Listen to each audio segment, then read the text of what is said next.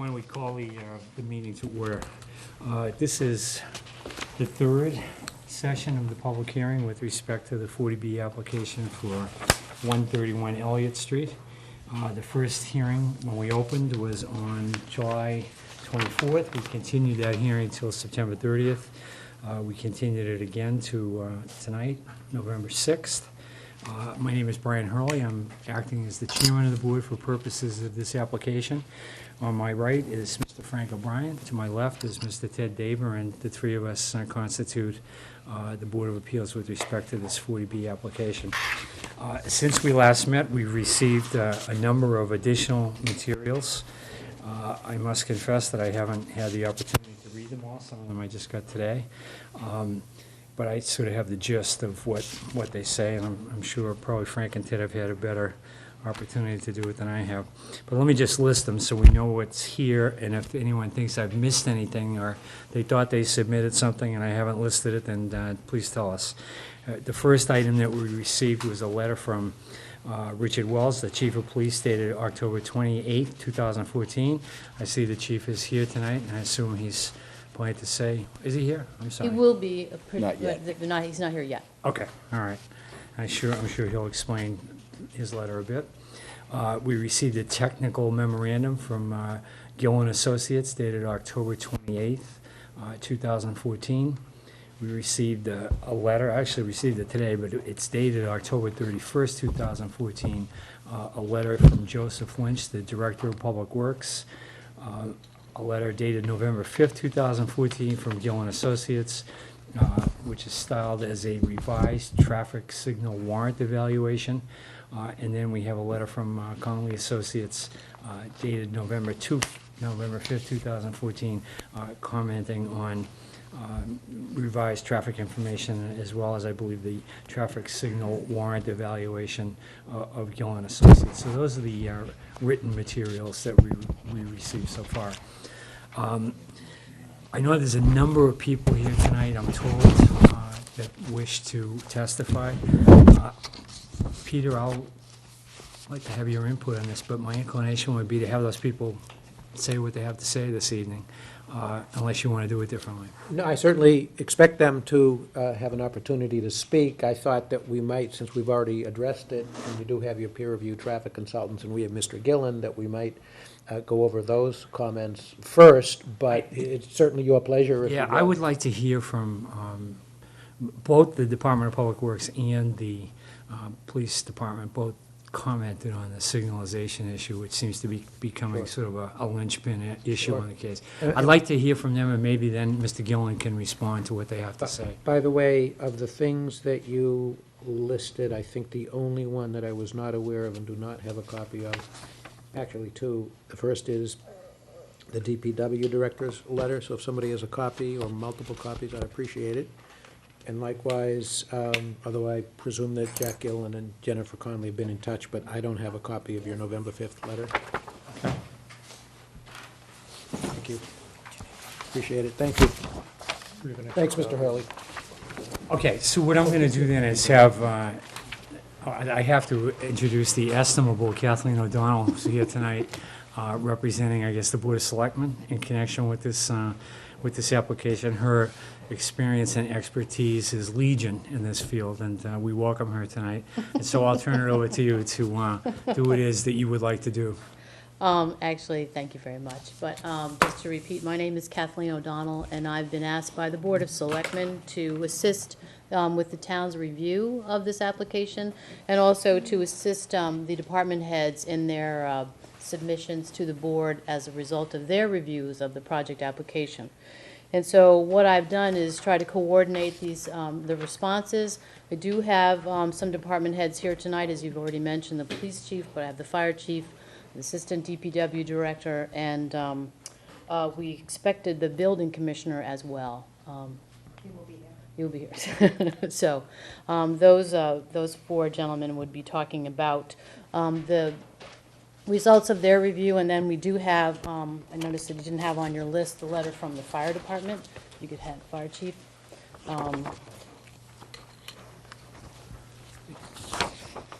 can hand that to Peter. I have some additional copies as well.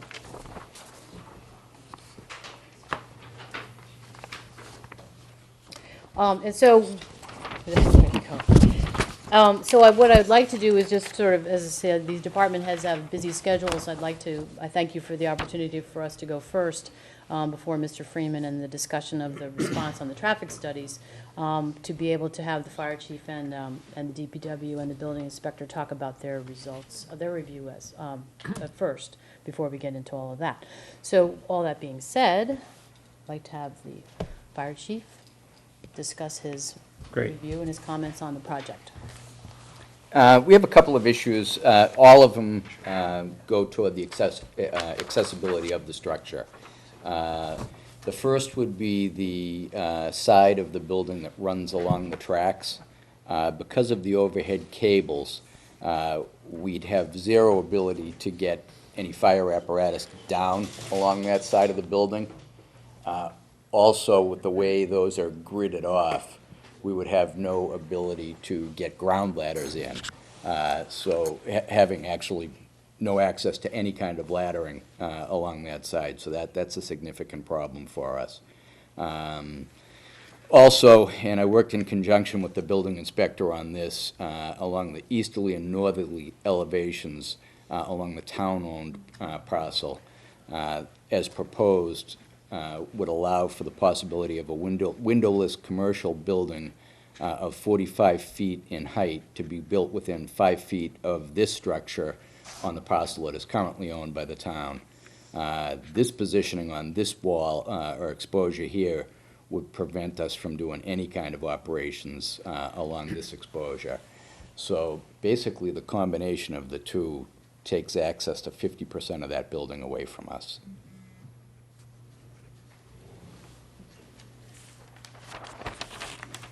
Okay. Ted or Frank, do you have any questions of the fire chief?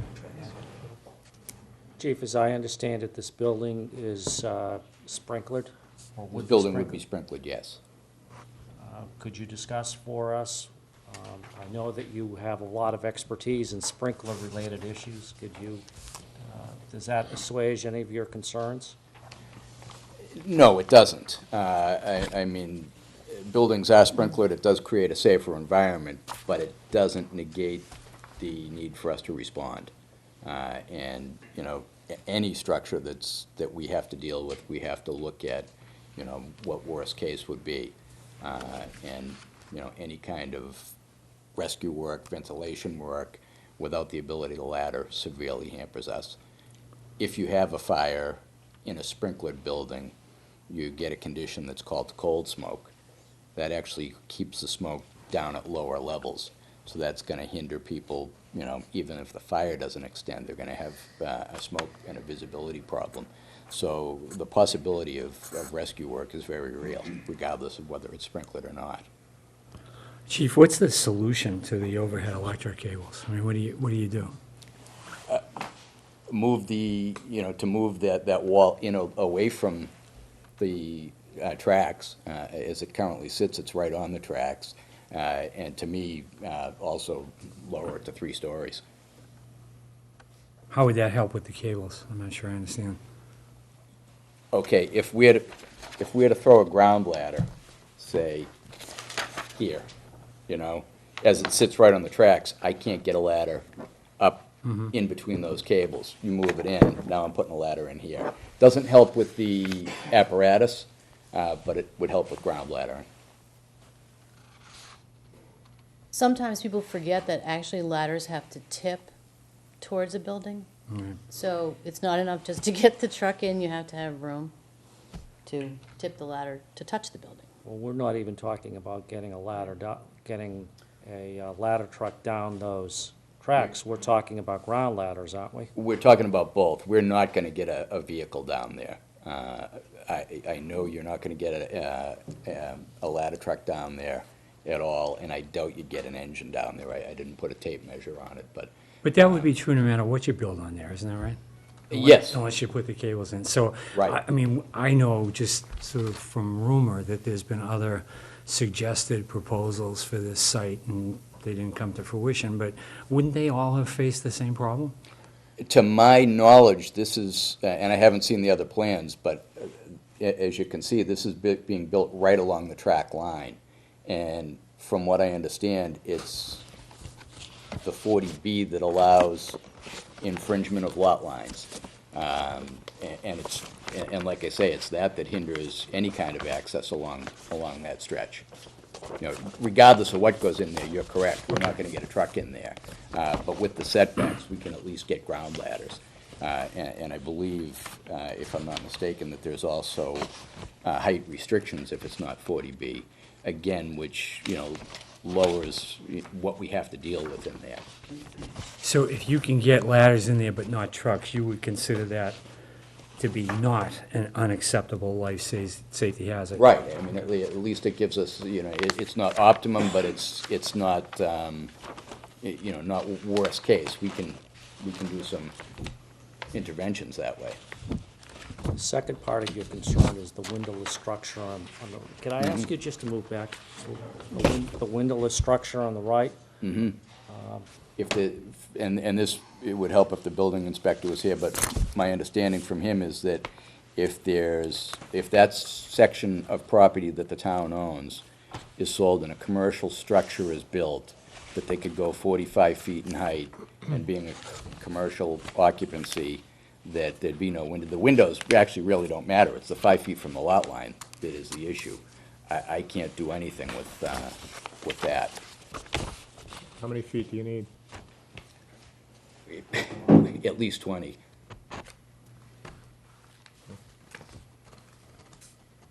So our concern is that we're not really sure, I mean, we don't have an actual field survey of this property. There are plans that have been submitted, but none of them have the square footage. And then none of them are signed, you know, surveys. But then there's a discrepancy all along about what's shown on the town's records as the square footage of this site and what has been put on the application. But from what we can tell from looking at the plans is that the building is right up against all the property lines. So there really isn't any sort of setback at all for that sort of safety concern that the fire chief has. But that concern only exists if you build a 45-foot story building on the other parcel. Well, no, not necessarily. If you build to the lot line, if you know, a commercial structure goes in there and you have a 5-foot gap, you really prevent me from doing any kind of firefighting work from that side of the building. So you were essentially saying that if one building goes, both of them are gonna go? With that if that 5-foot gap is No, I'm in not. place? It's a distinct possibility, but I'm not saying that. I'm saying that I can't perform any kind of firefighting function from that side of the structure with only 5 feet between the two buildings. But again, it posits that that site is developed somehow, the Yeah. town parcel. So if this just got a permit and nothing happened on that site, you wouldn't have that problem. But how do we, that question lays out there for good then, because that possibility always exists. Sure, but then that's the town's problem, isn't it? They can just choose not to develop it. Well, no, I don't believe so. I mean, I think the town has a right to sell that land, and it's commercial property that they could build what's the property is zoned for. I think we have to adjust here to accommodate that possibility. And how do we adjust? What would we do? Again, setback. So all of this, the net result of all of this is that we would have a reduced proposal? Yes. Reduced number of units, reduced height, reduced footprint? Exactly. Okay. Mr. Chairman? Yes, I'm sorry. Chief, have you just discussed, would you, just for the edification of the board, just discuss the current condition of the property, whether you have any firefighting concerns, life safety concerns with the building, the property as it exists now? Oh, yeah. It's a red X building, which What's means that mean? no interior operations. Okay. Thank you, Chief. Thank you, Mr. Chairman. Ted, do you have any questions? No more right now, thank you. Thanks. Thank you, Chief. Thank you. You don't see the building inspector? Okay. Did you want to, we'll wait for the. Whenever you're ready. Okay. I have to, Oh, Jeff, Sorry, I'm late. that's all right. Mr. You know, Pryor. you're right on time. Come on up. So we're going to have you come next and talk about your letter to the board, which I don't, does the board mentioning, haven't gotten a copy of that letter? I don't think I've seen it. Did you get a letter from Inspectional Services? I don't think so. Okay.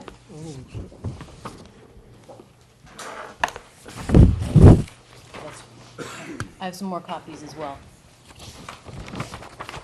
Mr. Chairman? That's right. Just for the record, it's pretty customary that the applicant or his attorney would get copies of these items before the hearing, and that wasn't done, but thank you very much for letting me say that. We haven't, we're in the same boat, Peter. We haven't seen it either, so. Thank you. Thank Why don't you. why don't we take a moment and just maybe read it?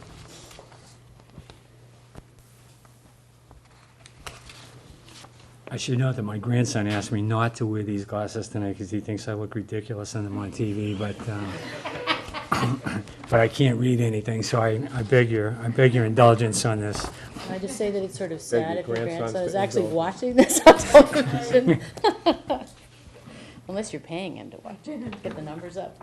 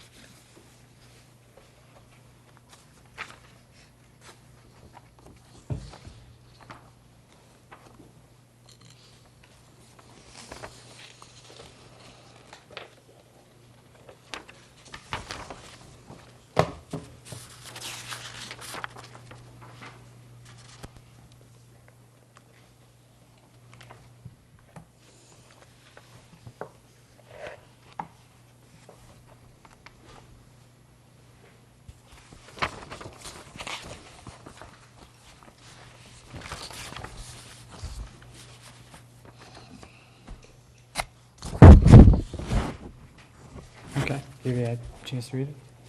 Go ahead. We've read it, Mr. Prondak. Yeah.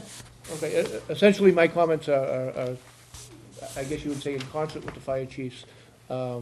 Basically, my areas of concern are the height of the building and the proximity to the T-tracks and the town-owned parcel of land.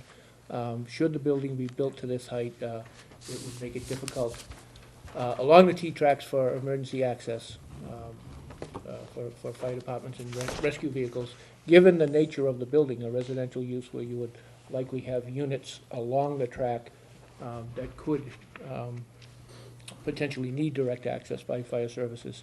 And the other portion is along the, what would be almost like an alleyway on the southerly side Yeah. of the building, the portions of the building adjacent to the town-owned parcel, should another building get built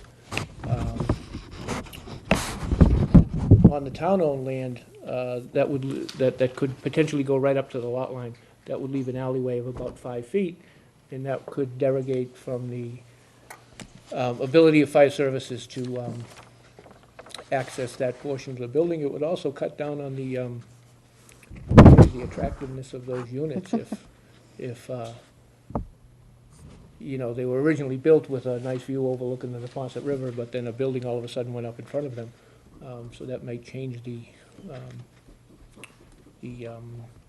character of the units on that side. And then there's one other point, one final point, is that there is some concern as to the actual square footage of the lots, and there may be some discrepancies in there, and we would like to see that certified by the surveyor of record. And Yeah. that's essentially my comments. Ted?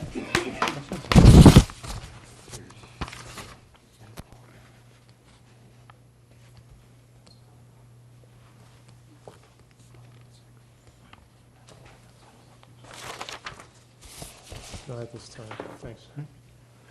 This is the second time in 10 minutes that I've heard the phrase, there's a discrepancy in the square footage plot. That there needs to be a record land survey done here. Counselor, connect the dots for me. Why is this an issue now? Well, we're not the ones who filled out the application, but the application indicates, I believe, that there's 35,000 square feet for this parcel. Actually, it says, I think, even more in the application, higher number in the application. But when I did the research on the title, I found, 2 lien certificates that were recorded at the time they purchased, which indicate that the square footage is 34,964 square feet.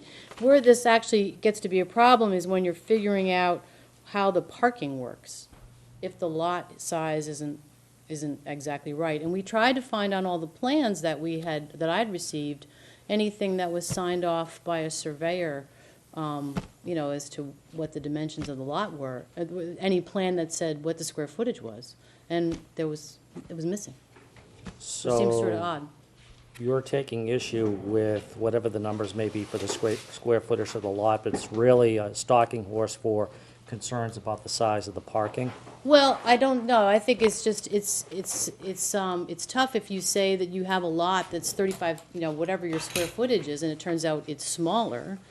Then you're trying to jam even a bigger project into a smaller area. So it does affect the sort of lot coverage issue. It does go to the question about how close the building is to all the lot lines, which, as I said, was an issue with the fire chief and also with the building inspector. I think the working assumption from the start of this has been the developer is seeking a project that is the maximum size possible and is going right up to the lot lines.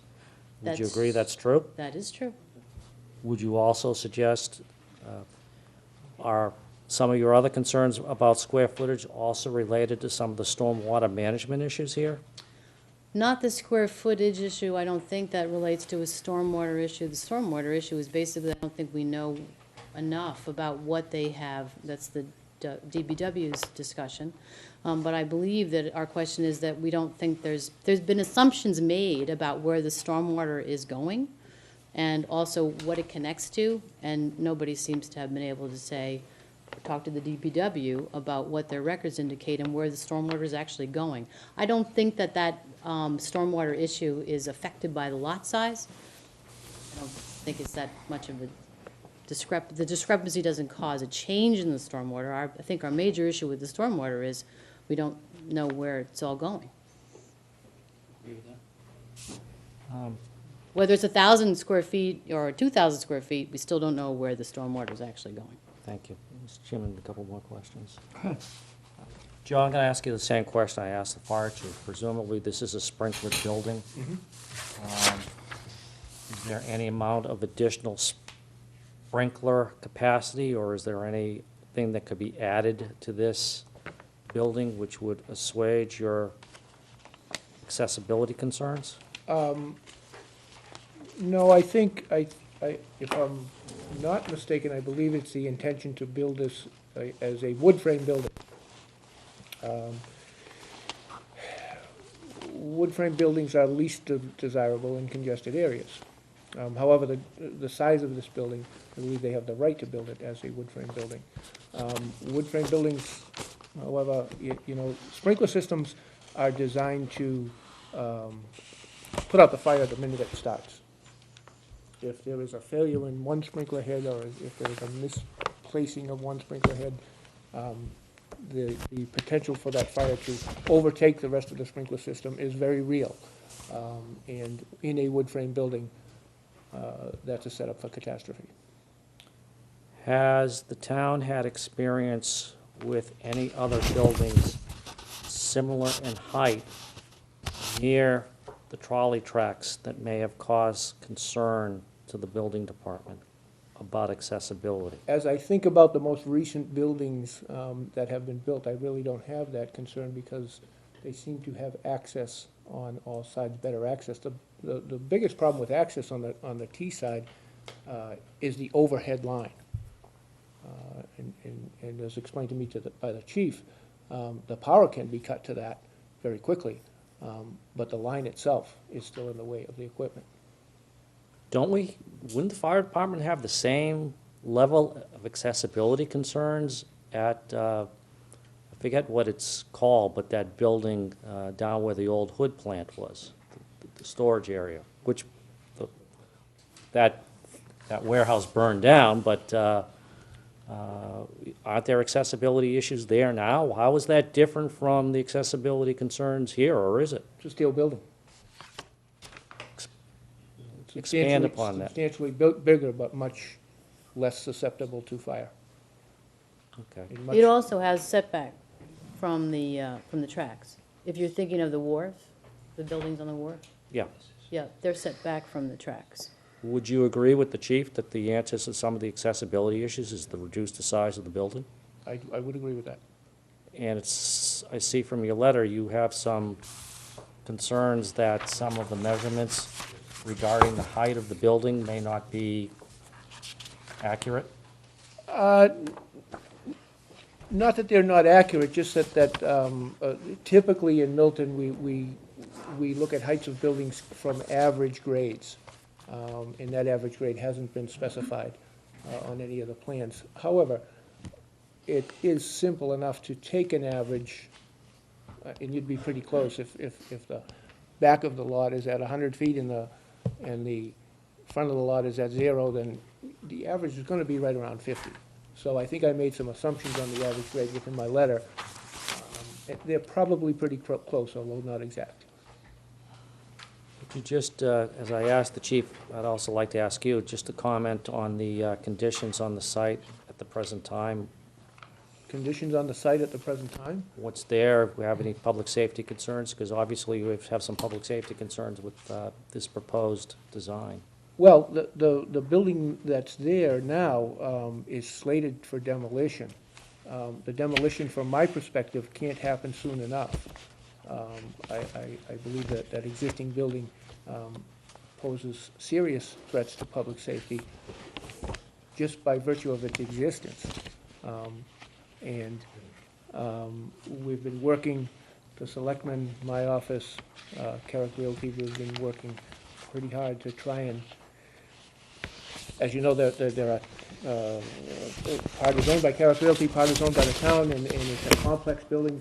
Its proximity to the T-tracks, its closeness to the streets and the sidewalk, the commuters, it's a difficult building to arrange a successful demolition. We've been trying to do this for 2 years now, and we're getting closer. But yes, that existing building All right. currently is dangerous, in my opinion. Thanks, Mr. Commissioner. Thank you, Mr. Guys, Chairman. you have any questions? No, not at this time. I just, Joe, just so I can understand this, how is it that the town-owned parcel could be developed right up to the lot line? How? Because it's in a business district and you are allowed to go 0 feet from a sideline, 0 feet from a rear line. Okay. But you would have to build that as a party wall, what's called a party wall, which would mean essentially no windows. And that's more, that would be more conducive to an office use or an industrial use of some sort, not a resident, typically not a residential building.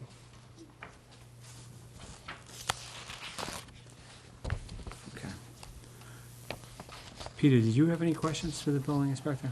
Well, one you just asked, which was the fact that in the business district, that you can go right to the lot line. Number one. Number two, the fact is, what we're proposing is current and before the town, and we don't know what's gonna happen with this permit, but we're presuming that something appropriate would be granted. And so whatever we build would therefore comply with whatever this permit is that's granted. And the fact that the town may or may not do something later with that parcel, you know, the other owner, be it the town or some subsequent purchaser, has to deal with the zoning bylaw and with the existence of our building. The other thing I would like to point out, and our architect Kurt Raber can explain further if I'm inaccurate, along the closer portion of the building that's at the corner of Central and Elliott, most of that area that abuts the town-owned parcel is not the residential part. I mean, it's all part of the residential building, but it's utility space, it's corridor space. So along, parallel, but at the back of that portion along Elliott Street, it's not the residential apartments themselves. There's some along the side where there is a little portion of the units, but by and large, it's not like it's all tons and tons of residential units along that portion, the two portions that abut the town parcel. So, let me see, I made a few notes. I was gonna hold on some things related to the fire chief's comments. But in terms of, so, your comments, and I'll have to go over your letter more closely, which I'm sure the board will give us an opportunity to respond between now and the next hearing. So I don't want to say things off the cuff or ask things off the cuff. But in terms of building code itself, I don't think you said that there are issues with the proposed construction. I'm sorry? In terms of the building code itself, I don't believe you've raised anything that is a concern from what you see as to the proposed construction. You're raising concern about the safety because of lack of access, as the fire chief has said. Yes. Okay. Thank you, Mr. Chairman. Peter, while you're sort of on the spot, can you address just two quick issues for us? One is the square footage issue, and second, the average grade height issue, if you could. I mean, it does seem like they're sort of readily soluble, or at least Sure. you can give us the information. Sure. Again, I'll give a quick synopsis, and then Chris McCarthy from Allen and Majors, our engineer, will elaborate or correct. So we do have the stamped surveyor's plan on the existing conditions plan. I guess you didn't see that, but we do have that as part of our submission. And so the various other takeoffs, both for buildings, which Kurt Raber, our architect, can speak to if necessary, and the other calculations that we've done related to square footages on the site, that's what Allen and Majors has used. So we don't believe that there's, Peter, just a second, because I don't see where it is on the plan. I think it was The the square fourth. footage, Yeah, they do not list it on the survey, on the stamp survey. They do not list the square footage, is correct. okay. But it's a scale plan and it's stamped, the point is, and so that's what they're going off of. And plus the fact, if I heard correctly, which I guess is a question to you, Kathleen, is what you've seen so far, as I recollect, you saw a discrepancy that sounds like it might be under 1,000 square feet, 34,000 something No, I think versus. it's over 1,000 square feet. Okay, so it's in the But thousands. there's a, yeah. It's in the thousands. It's not tens of thousands of Right, square feet. okay. I mean, and I'm not trying to diminish it. I mean, obviously, I agree that accuracy is legit. But, Chris, can you expand on that? Well, we also have the CAD file, and the lot closes, and it's 35,525 is what we have in that. I believe is on the assessor's data on the town website as well. But, we have the CAD file, and it closes, the line closes, and that's the areas that we have, Okay.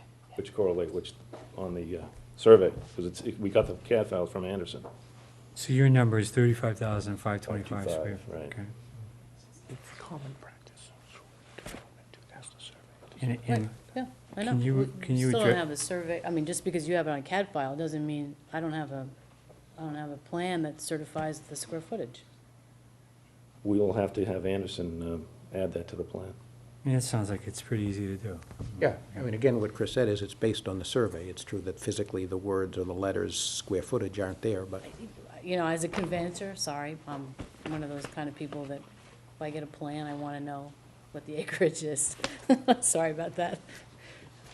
And that's fair, but that's an easy problem question to of fact. address. yeah, well, yeah, I mean, we'll certainly take. And how about the average grade issue? Average grade, we did submit, I noted that it was said that we did not submit that. It is in the application, within the requested waiver section of the original application. And it's a little complex, I don't have the numbers, off the top of my head, but it's because the lot is in two different zones, residential zone and the commercial zone, that we had to take the average grade of the building and of the lot in those two zones. So there's two different heights. There's two average grade height, mean grade around the property, and to determine the building height around the face of the building. So we have that, it's not diagrammed on the sections, but it's laid out there as to how much relief. We're not exceeding the allowed building height. I mean, when we come back to the next session that Peter just alluded to, can you give us something that shows us that? Sure. Sure, it's easy to add it to the section. Yes. Yeah. Okay, does anyone else have anything for Mr. Prondak? Kathleen? Is Mr. Prondak okay? Yeah. Done? Okay. Yes, Thank you very much. thank you.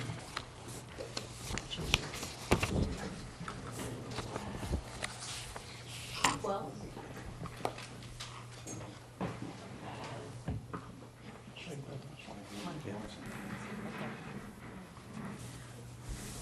I believe you have the letter from the police chief. We do. So what we've been doing is that I've just been introducing you, and then you get to say what you had put in your letter to the board, and then the board has the opportunity to have, respond to questions. And I have copies, if anybody needs it, of your letter of 20th.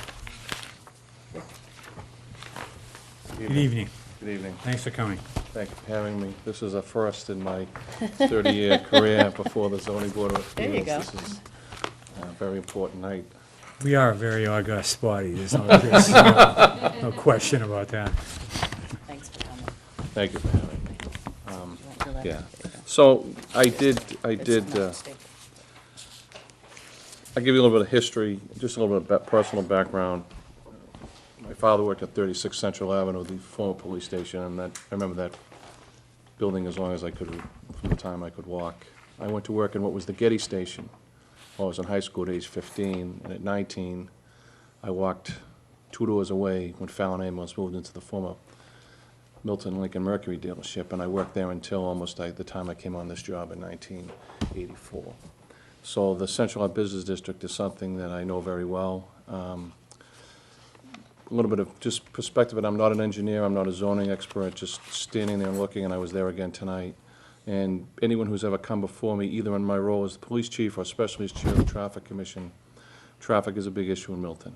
We are a community whose infrastructure was built many years ago, and it was built for people who worked in home, for the most part, middle-class working families who had 1 or 2 cars, most one. Most of our schools were built for children that walk to schools. If you go by any of them today, you see they're inundated with cars that pick up and drop off.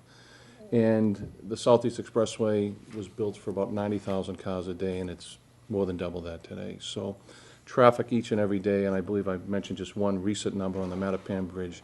Just the Mattapan Bridge, which is one of 5 of there are only 6 ways out of Boston on any given day, carries almost 60,000 cars a day in volume. So traffic is something that, and John, who also sits on the Traffic Commission, is something we deal with every day. So just a little bit of perspective, if you stand at Central Ave and Elliott Street, and I know you've worked on this for a long time to try and come to both the town and the proposed developer here, the Conleys, to try and come to a development, is that if you stand there, and no matter what it was, whether it was Hendry's, whether the plate was Central Ave Deli, whether Esprit de Vin was Starlight Cleaners, Covert Drug, the Getty Station, even Clark and Fallon Ambulance, which was there for 20 years, which is now Steel and Rye, they've pretty much all stayed the same.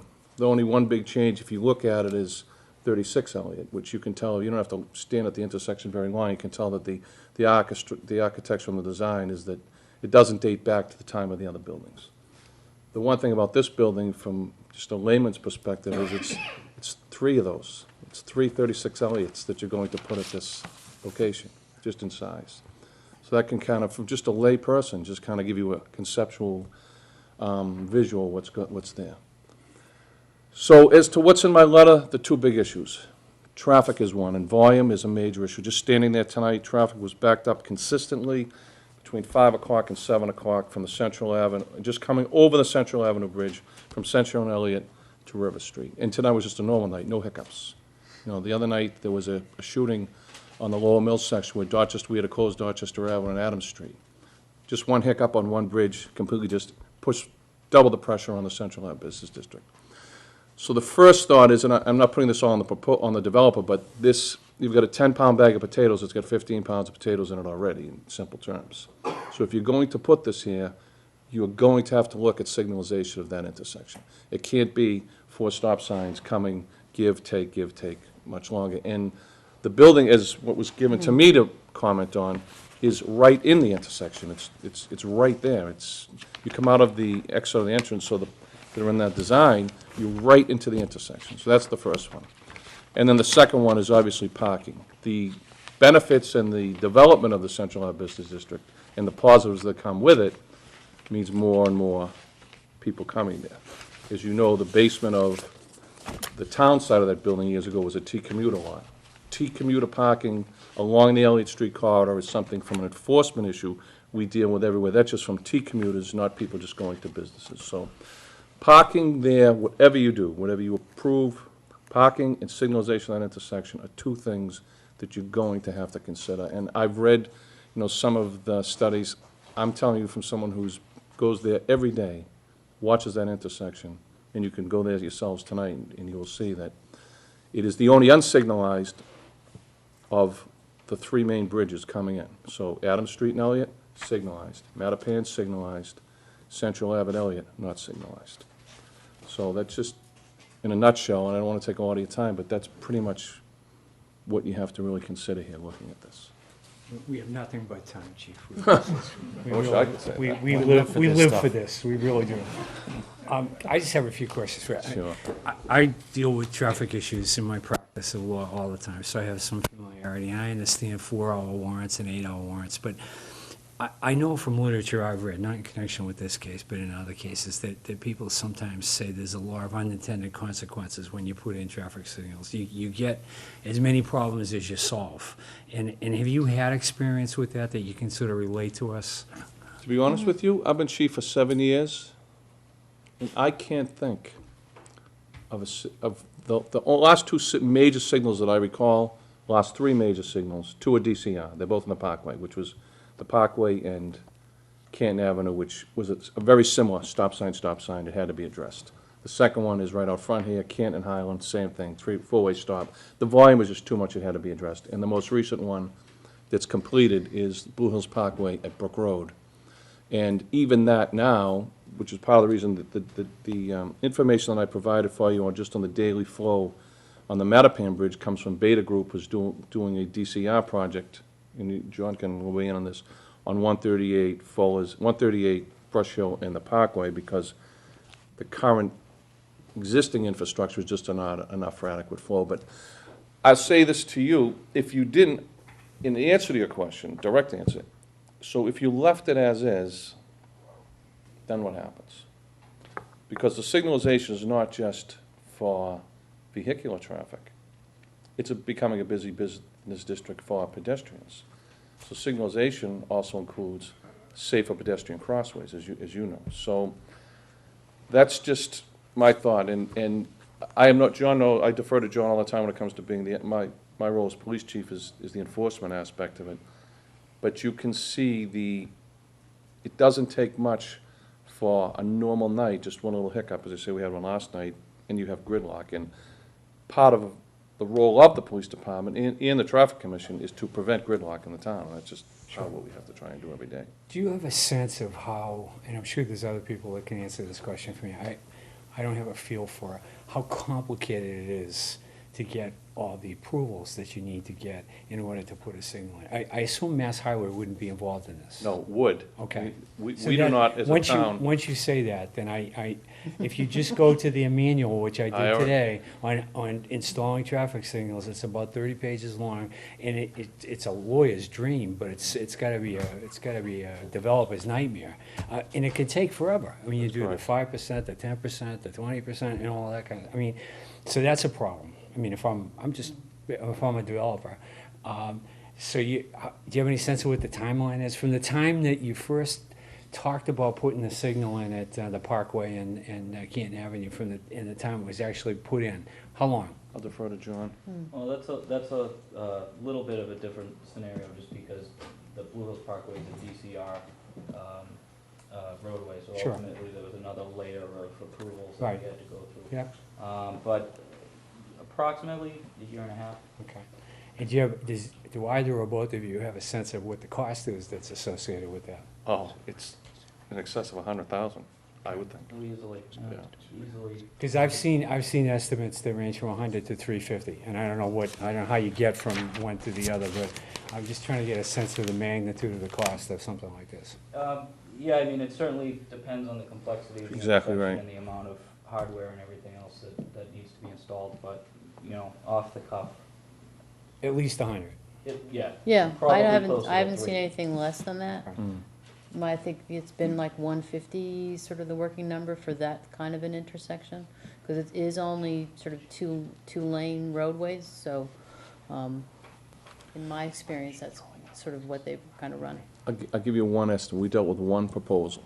We considered moving because as you know, we've redone all our schools. And the Pierce, which was a high school, was now a middle school. And we did look at the possibility of putting, the flashing school zone lights into that zone. And it was like, just the 20 mile an hour, it was like $85,000, and that was 5 years ago. It's not cheap, and I agree with John, obviously it's the a la carte, what you have to put in there, how much you add. But, and I'm not saying that I'm putting this all on this project, but you're adding so many things here that, as I say, you've got 15 pounds of potatoes already in a 10-pound bag. It has to start to be addressed, it has to be looked at. Any other questions? I guess I'd like to hear Chief Wells. I think he indicated that you read the technical memoranda, or you may have read some of them from the traffic, from Mr. Gillen, and Yeah, so I read that one of the comments was about parking, about part of the gridlock, or the congestion coming from cars maneuvering into park and pedestrians crossing. Clearly, the maneuvering into park, I haven't seen that at all. And the pedestrians crossing, clearly during the day, on weekdays, it can be busier. But pedestrians crossing, as I said, just from a layman's point of view, doesn't back traffic up to River Street all the way up to Star Market. It's flow and volume. While we haven't done a number, and I'll give you just a simple term. I've asked, when we got the numbers on the Mattapan Bridge, which was what, a month? Maybe 6 weeks we've had those numbers from Beta. I've probably asked 25 people in town, from members of the Board of Selectmen to other police officers to other citizens, people concerned. What do you think roughly we carry on the Mattapan Bridge a day? The highest number I got, the average number I got was 5,000. The highest number anyone guessed was 25,000. It's 60,000. So we don't even, this study that I saw doesn't even have any numbers, true quantitative numbers. I'm not sure what comes over. I don't think it's 60, but I'd be very interested to see what comes over the Central Ave Bridge. I mean, one thing that we understand from a traffic commission about Elliott Street is the Elliott Street corridor from Adams to Blue Hills Parkway is a parallel alternative to River Street between Lower Mills at Baker Chocolate, beyond Mattapan Square all the way to Reedville. Because if you take Elliott Street from Adams and Elliott, you can traverse Elliott all the way. You just have to jump the Parkway. You're on to Brush Hill Road, Truman, and then you're right into Reedville with minimal congestion compared to if you took the River Street the whole way. So that one aspect alone causes a great deal of daily traffic on Elliott Street. And if you ask any of the residents of Elliott Street, we hear it all the time. Anytime we have a traffic commission meeting and we talk about traffic issues in a neighborhood, a specific neighborhood, they pack the room. Most people, the one misnomer for most people in this community is they complain to us constantly about speed. Speed really isn't an issue on most streets. It's mostly 90 to 95% of most vehicular traffic falls within the normal, the posted speed limit. But volume is a different story. Just think of a piece of Swiss cheese, and you trap water, think of pouring water over it, and all that water just being cars, and the piece of Swiss cheese being our town. They're just trying to find a way to get through. We are a daily commute south of Boston, and there's no other way about it. And Elliott Street and Central Avenue is a major intersection that plays a big role in that. And one other point that's made there that I'd just like to hear your perspective on, if I could, is it says the existing crash rate's very low at this intersection, and new signals often introduce rear-end type crashes that previously did not exist. I didn't say that. No, I this didn't was in the say that. this was in the I didn't say technical that. memorandum. No, I was. asking for your perspective on that. I didn't look at that, but I know, I would not agree with that. I mean, driver error is usually the cause of a rear-end accident. A person who's involved in a rear-end accident is usually caused by inattention on the part of the driver that hits the car in front of them. In 99% of accidents that are investigated by us, the person who gets hit in the rear end is found at fault. If they're cited, if you're an insured in the Commonwealth and you're hit from the rear end, the person who hits you is found at fault. So I wouldn't call a set of lights the cause of the accident there. Thank you. Just if we could, the parking issue is also obviously a major issue component here. What's the parking situation there from your perspective, as it exists today? I wouldn't put, I'm not gonna use, I'll use there as an example, I'll use the whole town. Parking is an issue in our community in that, and as you see, obviously you've dealt with the East Milton issue, and the newest East Milton project is to add parking to the business district. So, parking is an issue in that, as I said when I first get in here, if you take a house that 40 years ago in this community had one car, you know, today they have 3, 4, and 5. You know, 20 years ago, we didn't have a hardship parking plan in town because very few people had enough cars that they needed overflow parking onto a street. So, the one thing that I have said to the selectmen, and I've only said it in this, and I put in this letter, and obviously you've addressed it as well, is that you're going to have to look at parking somehow because, as I said, you're filling that bag of potatoes. And just one recent meeting we had on an issue on Brook Hill Road, which is one of the first streets, when you cross that intersection on Central, heading, on Elliott, heading towards the village, Brook Hill's the first street on the right, and I think there's probably 15 spaces there, John, 15, 18 spaces? For either restricted parking or service zone parking, which is what we designate for employees of a specific business district, and those spaces are full all the time. And the other thing, and the last reason that I did address this, is that there's very little parking on Elliott Street, and I think I mentioned that to begin with. I believe this proposal removes, if not all of it, the majority of it. And there's no overnight parking. No. So let me talk about how overnight parking, because I've heard that, I've been asked, Mr. Clark has asked me that question. We do have a hardship parking criteria system. You can apply for a hardship parking permit. The way that we give them is, many of them go on 2 families. And one of the sadder things that's happening is you'll have a landlord who owns a 2-family who rents, say, to a young couple. And the young couple moves in, and then once they're in, they say, oh, by the way, the driveway's mine. They park out on the street, they think they're okay, and then within a short period of time, they come up one morning, and because we have restricted all-night parking, they find that they've been tagged for all-night parking. So then people come in and they think it's just an automatic. We don't have nighttime parking. We have a hardship parking system where we review the situation, the location, the area, and then we either approve or disapprove a permit or permits for a specific location. They're given on an annual basis. But I'm probably more restrictive than the selectmen want me to be, but I have to be, because if we did not have it, it goes back to the gridlock and congestion. We have severe winters here. You wouldn't be able to plow, you wouldn't be able to move public safety through your fire apparatus through the streets, so we do scrutinize it pretty significantly when we do. I do not see anything, and I'll be honest with you, and I know that the ratio is like 1.1 in this building. I don't know you could even apply hardship parking to this, because I don't know where you'd put it. Because hardship parking usually applies to a person who lives at, say, 372 Canton Ave. I need permission to park in front of my house. And that's how, it's not like you go to 372 Canton Ave, we give you the permission to park on Morton Road. It doesn't work like that. It usually applies to in front of your home. And that is always, many times, a disqualifier, because there may not be the ability to park in front of a home. And again, if you look at the proposal here, you're taking away on-street parking. I don't know how you could apply hardship parking to, in any way in this area as it's currently laid out.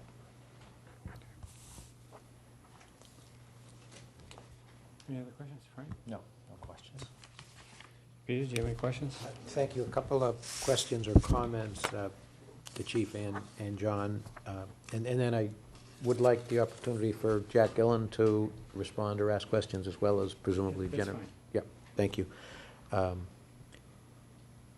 First, just in terms of the existing situation, everything you said is premised on the existing situation, which I understand.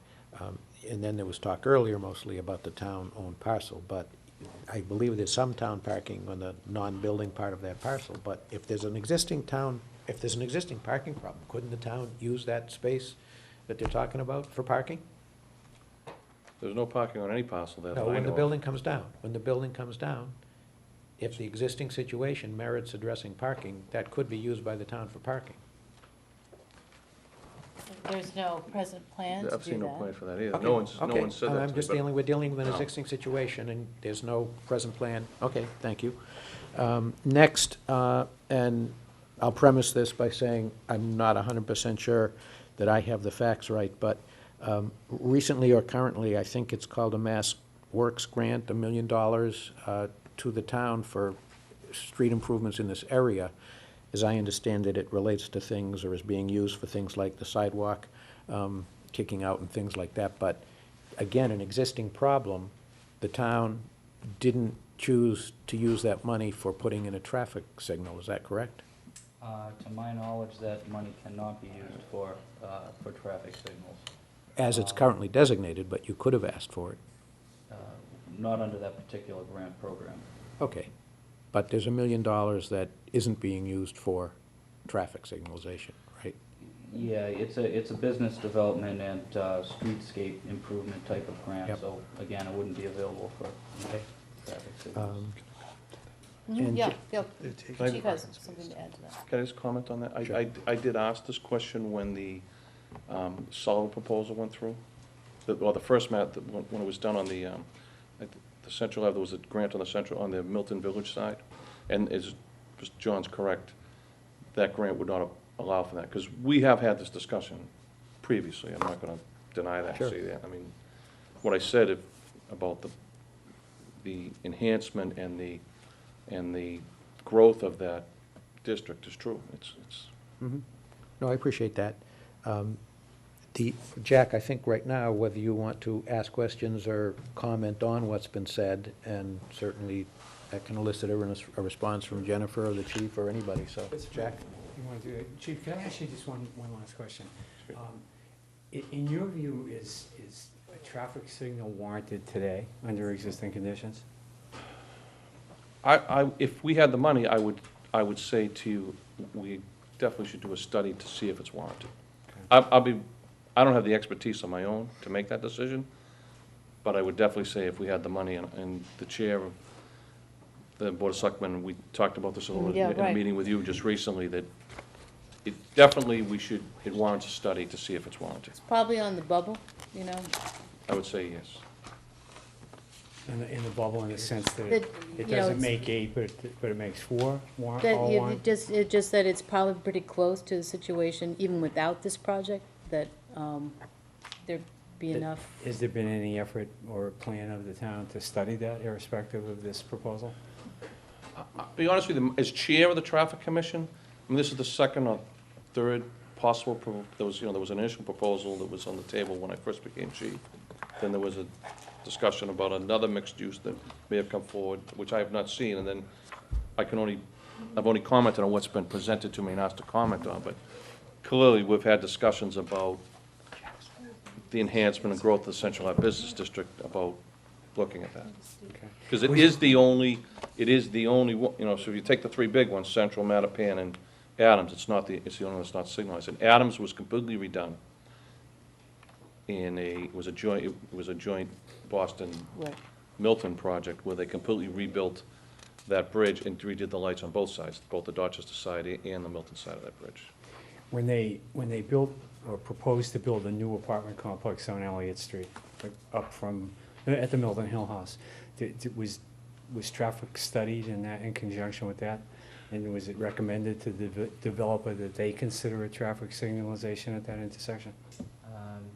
I don't recall seeing a traffic study for that development. I can say this, as far as their parking situation, we've never had to deal with them, they've never had to come before us with any parking issue with on-street parking. They've always had adequate space. And the one difference that I would say to you between that building and this building is that building is not on this intersection. As I said, I'm not an engineer, I'm not a developer, but if you take any layperson, just stand at Central and Elliott, at any one of the four corners, just look at 36, take 3 of them, put them on the opposite corner and say to yourself, okay, how's that gonna go? The reason I asked the question, and I'll ask you the same about Steel and Rye, did anybody suggest to Steel and Rye that they do a traffic study, or that they put in a signal? And let me tell you why I asked these questions. Because let's just say we denied this permit because of traffic issues. Well, knowing Peter Freeman as I do, he's gonna go to the Housing Appeals Committee. And I can tell you from experience with the Housing Appeals Committee, that they don't look kindly on situations where private commercial developments have been allowed to go forward, and then suddenly when a 40B comes up, all of a sudden it's a traffic issue. And I can tell you, because I represented the developers in Canton who are doing the 40B project, and Canton said, oh, God, you can't put this in. Have you seen the traffic at 138 and in Randolph Avenue? And it was huge. It was a level of service F, and we were gonna add just that many more. When we got to the Housing Appeals Committee, because I represented the successful developer in that case, Housing Appeals Committee said, parks on all your houses. You haven't done a darn thing about this problem, and you're not gonna put it on the back of the 40B development. So that's my concern. I mean, I'm just being honest about this. So let me give you an honest answer. Has anybody ever said to anybody else, you really ought to do a traffic signal warrant there? So let's use Steel and, so we brought Steel and Rye before us, even though they're a nighttime operation. You know, they're only open from 5 until midnight each night. So Steel and Rye, there's no limited daytime use, it's mostly night parking. So one of the things that was brought up, and now I believe there's actually gonna be a bylaw created for, was they came to us with a plan for valet parking, which we felt was adequate. As far as complaint, and so we said we'd review it. I said I would review it. We've had minimal issues from Steel and Rye, minimal. And I'm not in any way, shape, or form, either as police chief, chairman of the traffic commissioner, or as a resident, trying to put this all on the back of a 40B development. I understand the benefits to that as far as the pros, the cons, the public. You know, where the town is in this, the T station being right there, bat line T, I understand all of that. I'm just saying, as police chief, I wouldn't be doing my own due diligence by not making the comments, given the size and the complexity of what you're proposing to put, not up on Milton Hill away from the intersection, not in a proposal that already has, not in a business that's only at night. You're talking about a residential complex, dead smack in this intersection. I would be remiss in my job as police chief to not make these comments. I appreciate that, I really do. Any other questions, or Mr. Gillen, did you No, want? I'm gonna wait until you call on me. Okay, all right. All right, that's fine. I don't Why wanna raise my hand. Why don't you put on your, is the chief done? Have you- I'm Feel free to add. okay. Thank you. Thank you. Thank you very much. No, I'd like him to stay for Jack, that's, I'll just sit back. Jack, Yeah. I'll be here. either way, no, you're certainly welcome to. I know what's I know going the on. chief. We know each other. Thank you. Jack? Okay. Yeah, well, just to bring the board up, some people know and some people don't. When we had left here last time, I think you had asked for new traffic counts. The counts that I had taken were back in 2011. And what I had done at that time was I had projected the 11 counts to a normal growth factor to bring it up to 2014, and then I used that normal growth factor again to go another 5 years out to 2019. Well, we made projections based on inflating. And when you use a constant for your factor, you use that for both the through movements and the turn movements and everything else. So you end up with a picture of what it might look like in 8 years, I guess it is. But it doesn't mean that that's exactly what it's gonna be. So what you would ask me to do was to go out and take new traffic counts. So we did that. We put machines down on Central Avenue, right at the bridge, 6,000 cars a day. So that was the question, is how many cars does Central Avenue carry per day? And we got the machines down, and we were caught in bi-direction down there, and also up at Elliott Street, a little bit further away from the intersection so that we could, it wouldn't be disturbed up there. And then we counted the intersection itself, Central at Elliott, all of the movements from 7 to 9 in the morning, and then from 4 until 6 in the afternoon. And we counted in 15-minute increments. So every 15 minutes, we knew what the volumes were. And then we put the highest consecutive 4 15-minute periods together, and that was a peak hour. So then what I did is I took that peak hour, and now I know what we have in 2014. So I just took those numbers and inflated them by that normal growth up to 219, and then I added the traffic that I had signed from the Milton Hill House, which I did with the traffic study for. So I knew how I just had to sign that earlier, and everything looks like it's copacetic, so we added that on. And we did the capacity calcs again, and it looks like we have the same incremental impact on the intersection as we had previously, although the volumes themselves are lower under the projected 2019 than the last time I was here, when I had inflated everything to the year 2019. So we have better numbers now, but that did come out lower than the 2011, pumped all the way up to 2019. So the impact was relatively the same, I think. I'm going to let, your consultant also speak, I hope. But, and then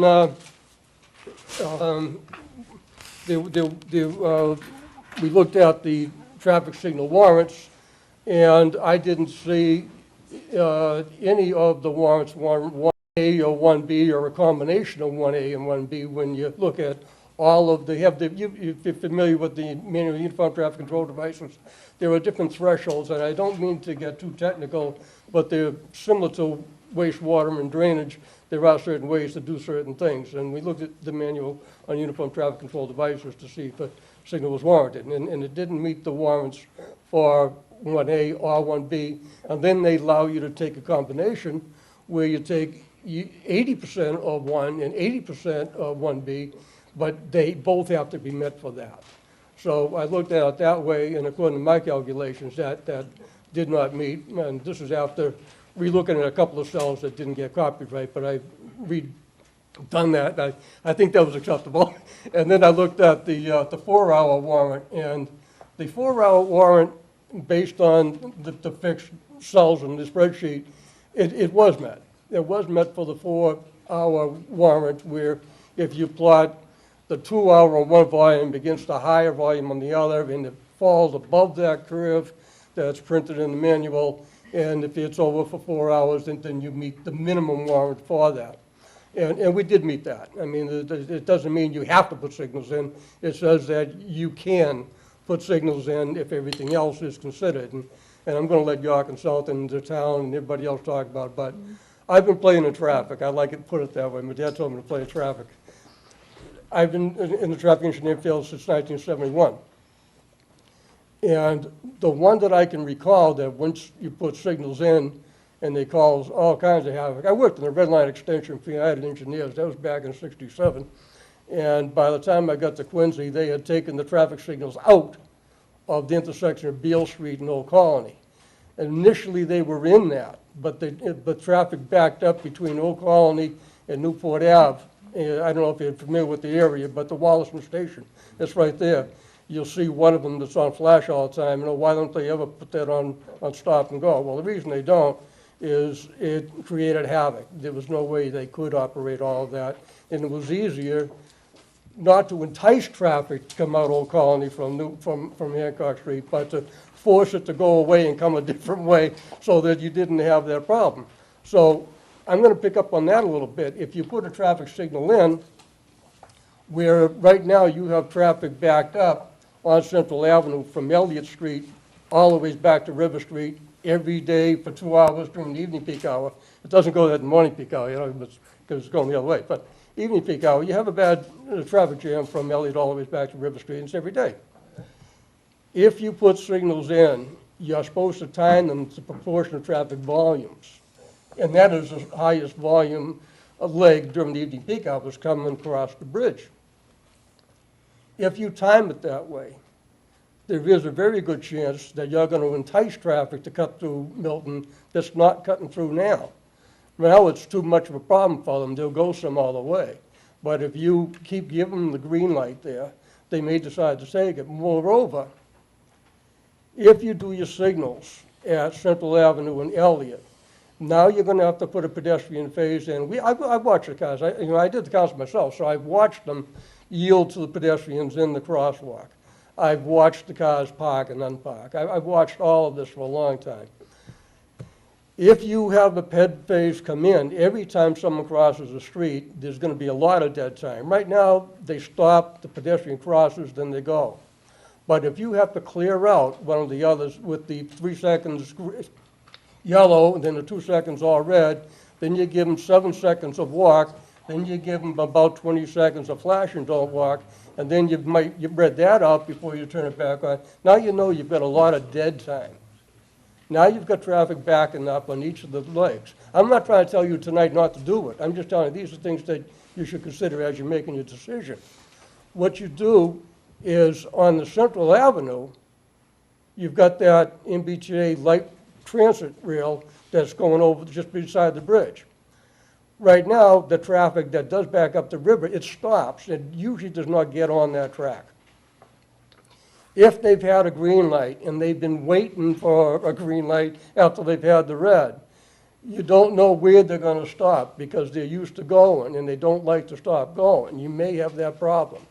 Moreover, you can put what we call the Q detector, a wire underneath the roadway just on the Elliott side of, on Central Avenue, but right away from the track. So if traffic does back up that far, it'll sense the presence of a car. It'll turn Central Avenue green, and then it'll pull that through so the traffic won't back up across the track. Well, that does cost a little bit more than we're talking about equipment and bells and whistles and all of that. But it does solve the problem a little bit. But what it doesn't do is because you are really making that better for Central Avenue every time you do that, you're making it worse on the other legs, and now you're further encouraging people to use Central Avenue as a way to come across, because you're giving them more green time. I'm just saying, these are the things you'd have to consider. I know it meets the 4-hour warrant, and Jen does too.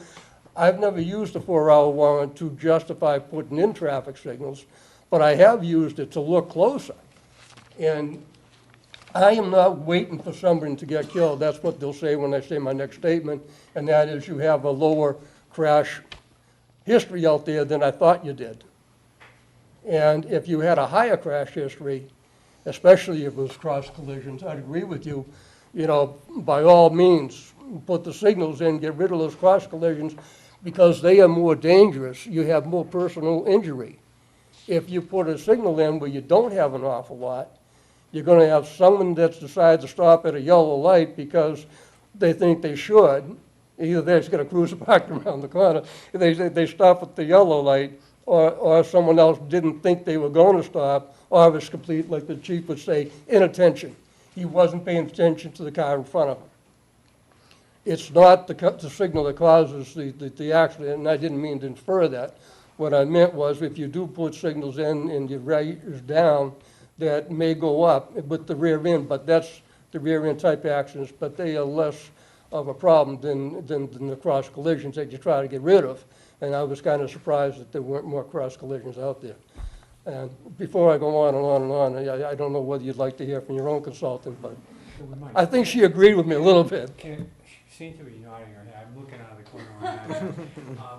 This may be I haven't been, I was afraid to. This may be a stupid question, but on the ped cycle issue, Yep. could you just not have a ped cycle? Could you just disable it or whatever you do and not have a light that has a ped Well, cycle? the trouble is, if you don't do a ped cycle where you have a lot of pedestrians crossing, well, let's do it this way. You can have a ped cycle and not have an exclusive, so that when Elliott Street has a green light, you cross on your sidewalk parallel to Elliott Street. That way there, the turning movement has to watch for you, but the through movement does not have to. Ordinarily, I might say that, I've used that in Quincy, they use it in Boston a lot. at this particular intersection, if you look at the turning movements, you're gonna see that there are a lot of trims as cars come over the Central Avenue bridge. A lot of them will turn left on the Elliott Street, and that's when you may have a conflict that pedestrian doesn't expect. So, I mean, I'm not trying to decide it, but I'm just trying to give you a shoot from the hip Okay, that's answer. fine. I appreciate the answer. Jennifer, do you want to comment? Just- Sure, just, fairly from the peer review, taking a look at what was provided to me, I see my memo is very brief. When I first received the memorandum that was, dated October 28th, there were a few problems with the numbers. And I was just concerned about that because the conclusion was no traffic signal was warranted, and I noticed a few issues with the spreadsheet. Jack corrected those and sent me the original, two counter data so that I could check everything from, from the beginning and just verify it. Everything, was as he presented in his revised memorandum, November 5th. No 8-hour warrants were met. They, one of them I think was close. I think it met it for 7 hours, but the threshold is it has to meet these minimum traffic volumes for 8 hours, and it didn't, and it wasn't even quite borderline, I don't think, for that 8th hour. The 4-hour warrant was met.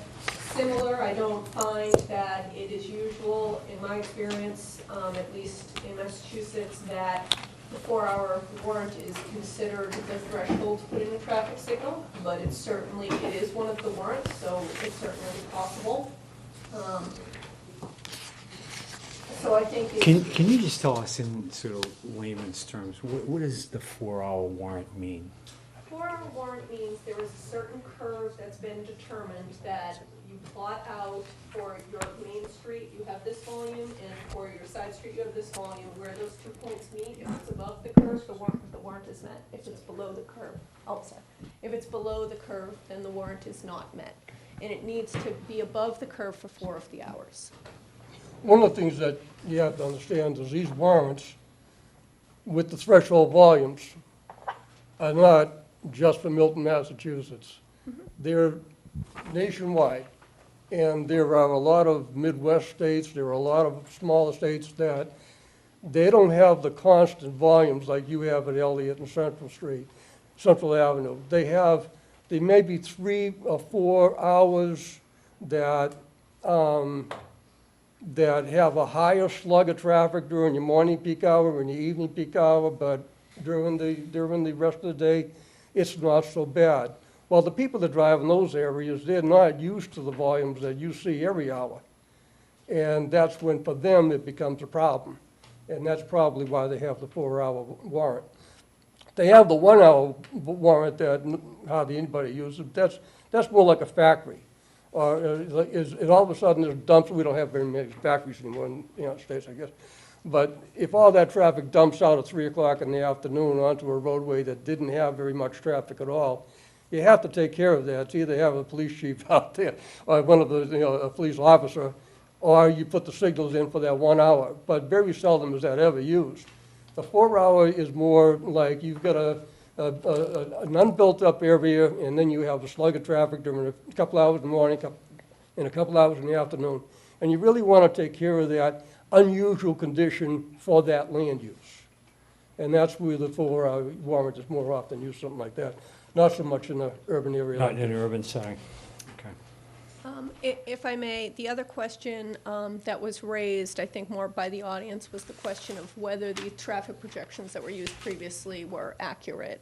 And as is outlined in Mr. Gillen's memo, and I did verify as well, those turning movement counts, well, for one of the peaks were almost spot on, but for the other peak were highly conservative. So although I think there was a concern that those 2016, I think there were projections that were previously created and, modified and used in this analysis were not high enough. Well, they certainly were. He has since revised, those calculations anyway, but just to answer that question that was raised at the last meeting. And as far as just to weigh in, one of the unintended consequences when you install a traffic signal is where your stop lines are going to be, where the equipment's going to go, what modifications need to happen, and what needs to happen once you're stopping this traffic for 30 or 40 seconds while that one approach is red and how far back that queuing gets. Right now, it's pretty well metered in that it's an always stop, and so everyone kind of takes their turn. One of the unintended consequences could be queuing that isn't currently that bad on one of the approaches, could be worse. And it is one of those things I do agree that perhaps additional study, if the town is contemplating a traffic study, would need to be considered, because one of the big fears, and what happens a lot when you install a traffic signal, is that parking gets taken away, on-street parking gets impacted.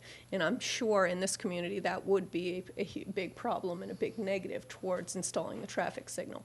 I have not looked at how a signal would be laid out here and what would end up happening, but I just want you to be aware that is one of those other unintended potential consequences. If you were gonna do additional study, what exactly would you do? I'm trying to understand how would you study, what would you study? Well, you would do an analysis with a traffic signal in, how with the current volumes, the current projections, how would that traffic signal operate? Where would the delays be? How would you time it? Where would those queues end up? You know, would you end up with an issue down at the train crossing? So would you have to give that approach more time? Are there models that can do that? Yes, definitely. And then the other thing would be to take a plan of the intersection and lay out, how would you then lay out this intersection that you would have? And how far back would the queuing be? Would you need a turn lane somewhere? You know, really start to give it some thought, but that is obviously a little bit more of an in-depth level of study. But it's certainly before the town pursues moving forward with any sort of a traffic signal, because I think anything that would impact traffic obviously might generate an even bigger crowd and a more spirited discussion.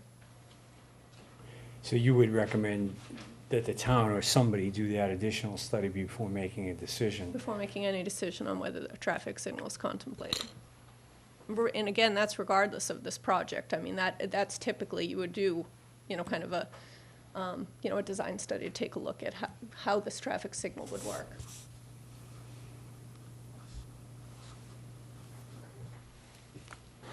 Okay. Anybody have, go ahead. Actually, I have a question. I know you were counting cars, but did you count pedestrians as well? We didn't count all the pedestrians, no. As a person who crosses through East Milton every day with those signals, and with the, you know, the changing sort of demographic and the changing of this Central Square area, I know the police chief has talked about this, but with the additional people that are in this project, is that intersection safe enough for pedestrians who are crossing to the various shops, going to the T, all that sort of thing? So I can comment on that, and I do agree that if you were going to study this for any type of improvement, for anything in the future, that to include the pedestrian analysis, because again, if you're putting in a traffic signal and contemplating a pedestrian phase, obviously that will take time away from the operation, and you need to have a handle on how many pedestrians you're talking about in those times. As far as the pedestrian safety, the only thing to address that, or to answer that question, is the data that we have, and based on the crash data there is not currently a safety concern of any type, whether it's pedestrian or just vehicular. At that intersection is, as Jack said, surprisingly safe. It's very safe, maybe because there is congestion and people are driving slower. I mean, quite honestly, that ends up happening. I see that. So that might be, but yes, there is no, you know, pedestrian deficiency kind of on the books as of right now. That says nothing that there couldn't be a tragedy tomorrow, but as of right now, there is no proven safety concern at that location. thank you. Mr. O'Brien, did you have questions? I do, thank you. Thank you, Mr. Chairman. Jack, thank you for that dissertation on traffic studies and engineering. I'm sorry. Appreciate At that. level. I'm beginning to know more about this than I ever did, so maybe very next time if I stop at a streetlight or something, I'll, first of all, I'll make sure I'll stop, thank you, Chief. Second thing I'll do is maybe I'll count the numbers, but I'm a simple guy, so let's just break it down.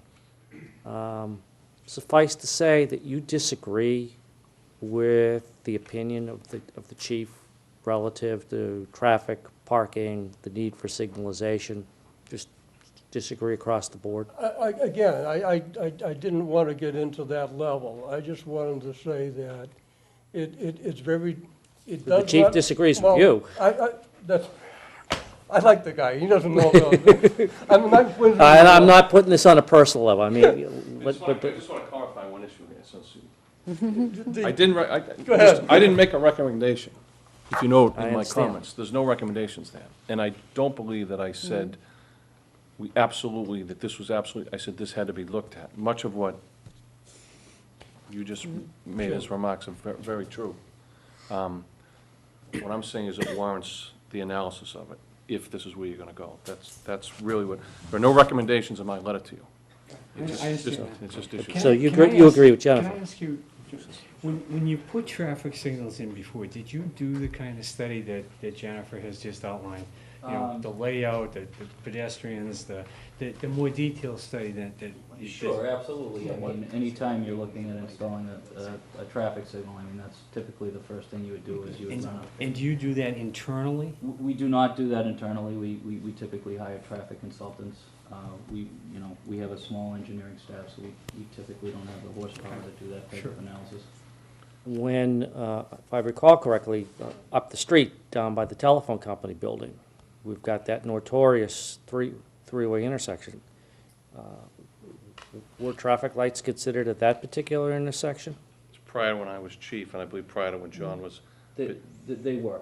In fact, and that, I had just basically started working for the town of Milton, right around the time that intersection was being looked at as part of the Adams Street PWED grant, Public Works Economic Development Grant.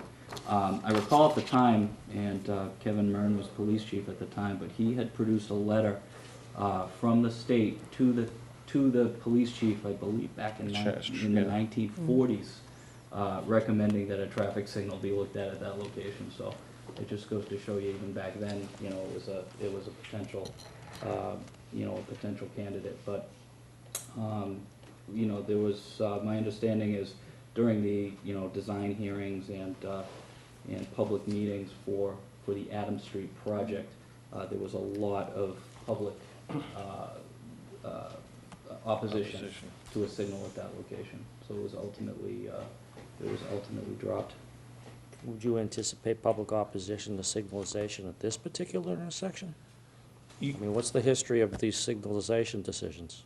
As I've said, the one thing I've said to you is that as police chief, I don't have the expertise to say, oh, yeah, just put us, and I'm not trying to say that to, I mean, I've but what worked I'm with him before, go ahead. I'm trying to say that it warrants the analysis. If we're going to do this, because the opposite is if you approve it and you do it, and then you say to yourself, You're gonna and have to- all the things that you've talked about, if suddenly the intersections, the pedestrian crossings, you have a higher rate of crash data, if you have a higher rate of pedestrian injuries, I just believe it's far more prudent to be proactive in this versus to sit back and all I've done is brought up two considerations for you. There are no recommendations there. These are just the issues that we see, that we felt need to be addressed. Actually, Chief, I'm glad you're back at the table, because I have one extra question on the enforcement side of things. You went through a stop sign? No. He's a rogue parker, though. Yeah, He's, yeah. Well, on parking, is Central Ave, that area, one of the hotspots for parking enforcement in the town? On weekdays, in one area alone. I leave the answer to the question. I'll give you, so my answer, at night, very little. We've done a pretty good job regulating, because the one big thing at night now is steal and riot. Prior to steal and riot, it was not at all. Daytime, commuter daytime, is the big issue. And the issue in Milton is, we have 4, Milton, Central, Valley, Capen. Yeah. People trying to park for free all day. So if you notice on Central Avenue was regulated 2 hour from Adams Street all the way to Turner's Point, because that's how far people violators will go. And every side street there, off of Elliott Street, has been regulated. So that's our big issue, absolutely. Parking, if people could park all day, be it from Wharf Street to Columbine Road, and then Curtis Road, they would do it. That's our big parking issue during the day. Okay. To answer the question, I want to be sure that I'm doing the best I can. You are. Let's put things in perspective right now, because I want to do that as we go through the next question. During the morning peak hour, this project will have 10 vehicles coming down the Elliott Street taking a left, 8 going straight and 5 going right onto Central Avenue. In the evening peak hour coming back, there'll be 13 coming over the bridge taking a right. There'll be 10 coming straight across Elliott, back up to the other side of Elliott to the garage, and there'll be 6 taking a left. So there's not an awful lot of influx due to this. But as far as the signal right now, I do know that it will move volumes a lot better. It probably won't move volumes faster. And I don't know, and I was like, again, I was so surprised that the crash history is down so low. I did watch it for 4 hours in the morning, 4 hours in the afternoon.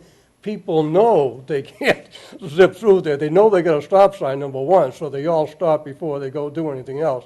I did see a couple of U-turns in the middle of the intersection. But other than that, people did go slow, and the pedestrians, they watch the cars and see if they're turning, and the cars watch the pedestrians.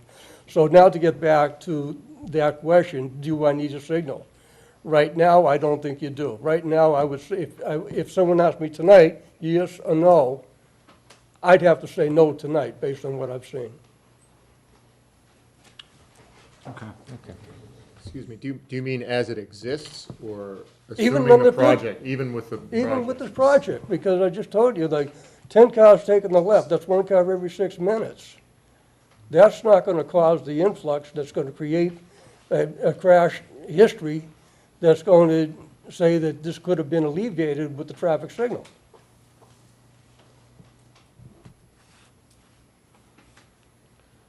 It's something to watch, don't get me wrong, but tonight, if I had the answer, I'd say no. Yes. Could I ask one more question? Because you say you're not making a recommendation, Chief, but there's one sentence in here that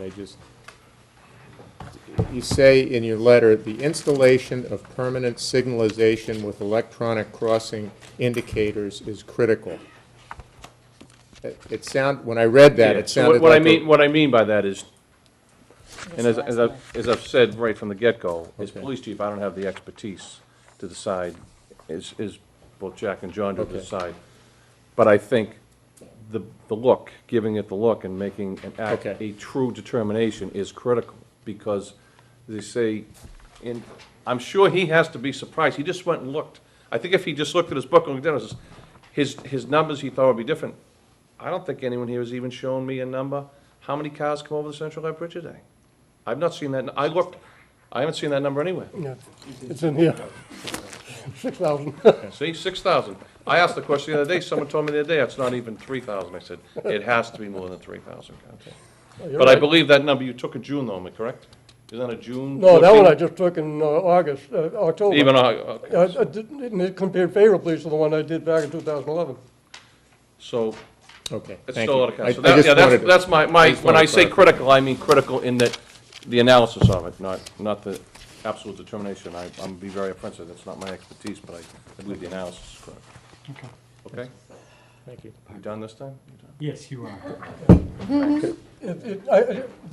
Now if I can shift gears for 3 seconds on parking, I just wanted to remind the board, I did look at the parking again, and I looked at both the ITE, and then I think when we left here, you had asked me to take a look at the census tract data on the area. Well, I looked at 2 that I thought were representative of this type of building, which is an apartment, condo, well, whatever. And what I looked at was the Lower Mills section. They have all those apartments down at the bottom of the hill on Adams Street. And then I also looked at, I'm familiar with Quincy, I looked at North Quincy Station and the apartments around there.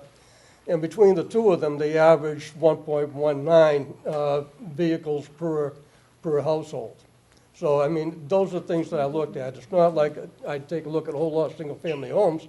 I looked at those types, every housing unit in those census tracts, and that's what that ended up being. I'm not trying to convince, I'm just letting you know that's how that came out and stuff like that. And I will tell you, you're right, if you do a sketch for this one with traffic signals and you have the stop bar pulled back for vehicles to make the turns, you can't start a car up in the middle of a traffic signal. In other words, if you're parked, you can't, all of a sudden, you get a green light or a red light, or who's moving, you can't do that. You have to prohibit parking everywhere in between all of these stop lines. Now, you all know that that's gonna wipe out a whole lot of parking right in the middle of the liquor store and all of that, because those will all be right in the middle of the signalized intersection.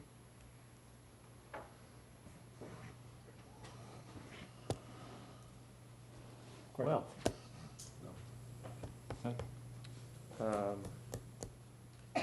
Yeah, as I was going through the various materials tonight, and thinking about the prior meetings too, I think I've heard at least 2, maybe 3 different figures about how many parking spaces would be lost, on-street parking, as a result of the development.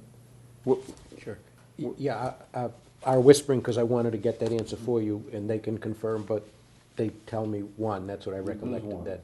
Just Yeah. one, right now, okay. there's no Because legal. I've heard there's 2, no- I've heard 4, I've heard doing. It's one, there's no zoning legal space that you can put on that street. Right now, they just, bumped in the curb and they park along the existing edge of pavement. And I've been out there and you can count 8 cars, you can get about 8 cars because, and they have to stop where the curbing ends, where the former loading dock of the facility used to be. So the cars don't park in front of that because they need access, for the construction and all that, for the demo. So by shifting the road down, the access to the podium, and being able to utilize that space that was formerly where the dock entrances were, you can get 7 cars. Again, it's not, you can't call it a parking space from a zoning point of view, because it's not the 9 by 18 or 20, whatever you need for a parallel car. But right now, they only have about 3 That's feet. the parking spaces on the podium or the No, parking no, spaces? on the On street. Elliott Street. On Podium Elliott is our Street. surface parking, Okay. slightly elevated. Right. So, yeah, so. When they did the improvements to the intersection, they widened, they pulled out the radius on the intersection, but they pulled it back in to get to the existing curb line. Well, that's only 3 feet wide, but they park there anyway. So it's tough to make two-way, I'm sure, to make two-way traffic when those cars are parked there, but that's what they do and they're allowed to do it. So we're just displacing that. Yeah, we don't have the length that we have today, but you can still get 7 cars with how they park today, instead of 8. Okay, and one other question that I think goes back to maybe the first meeting, but I just want to ask for a refresher if I could. Loading and unloading. How is that accomplished at the building? Like if somebody's moving in or if somebody has a delivery to, When we first submitted the project, we had the building closer to the town-owned parcel in the northeast corner. When we submitted revised drawings, we moved the building away from that property line, and we have access doors in, off of that alley, and we have another entrance right on Central. So, yeah, there is an alley there, and there are entrance doors into the core area of the building that's storage areas, trash areas, and there's plenty of area there for tenants to move belongings in and out of the building, rather than on Elliott Street. So loading and unloading, trash removal, other things are all through the alley or through the entrance on Central. and how wide is the alley? On our side, the narrowest is 5 feet. 5'6" at the narrowest point between the, That's 5. The walkway is 5 from feet. the, there's also 2 doors there, one for storage and one for out of a fire stair. So the vehicle would park on Central then, and? Yes. And then you'd have to, Hand trucks or whatever. That's pretty much what they do on Quincy now, a lot of the high-rise. Since there's no overnight parking on the street in that area, that comes in early in the morning before anybody else does. And either that or they'll make arrangements with the town, and they'll pay for the permit to put the truck out there. But it happens now. okay. So you have 71 parking spaces, is that right? And how do they get divvied up? I mean, do they get assigned to people in these apartments? How does it work? Steve manages existing property, so Steve should answer. Okay. Each apartment would be assigned a space. A number? Yes. Their particular space? Their particular space. And then the we'd like to have the podium parking as guest parking, along with the opportunity to use the few spaces, but they're not technically spaces, but along Elliott Street, time and again. Or underneath the building, there's 8 spaces that could be given as a second parking space to units if necessary. After that, again, our position is that this building, there's no overnight parking on the street. If you rent there, you're renting knowing where you can park and what you can do. So I don't see the street parking as an issue for us. You confused me a little bit when you were counting the parking spaces. How many parking spaces are there total, maximum? There's 71 total, there's 65 under the building. Okay. 6 on the podium. So 57, 1 for each apartment. There's 8 excess spaces under the building, secured parking. That would be available for people who have a second vehicle. The first 8 who sign up, pay a fee and you get your space. After that, the people who are renting there will be renting with 1 vehicle, because you can't park overnight in the town. That's what we have to work with. And our ratio is 1.23. As Jack has mentioned earlier, Lower Mills is, I believe, 1.1, and I think North Quincy is 1.19 or something like that. So we are in line with that type of use for parking.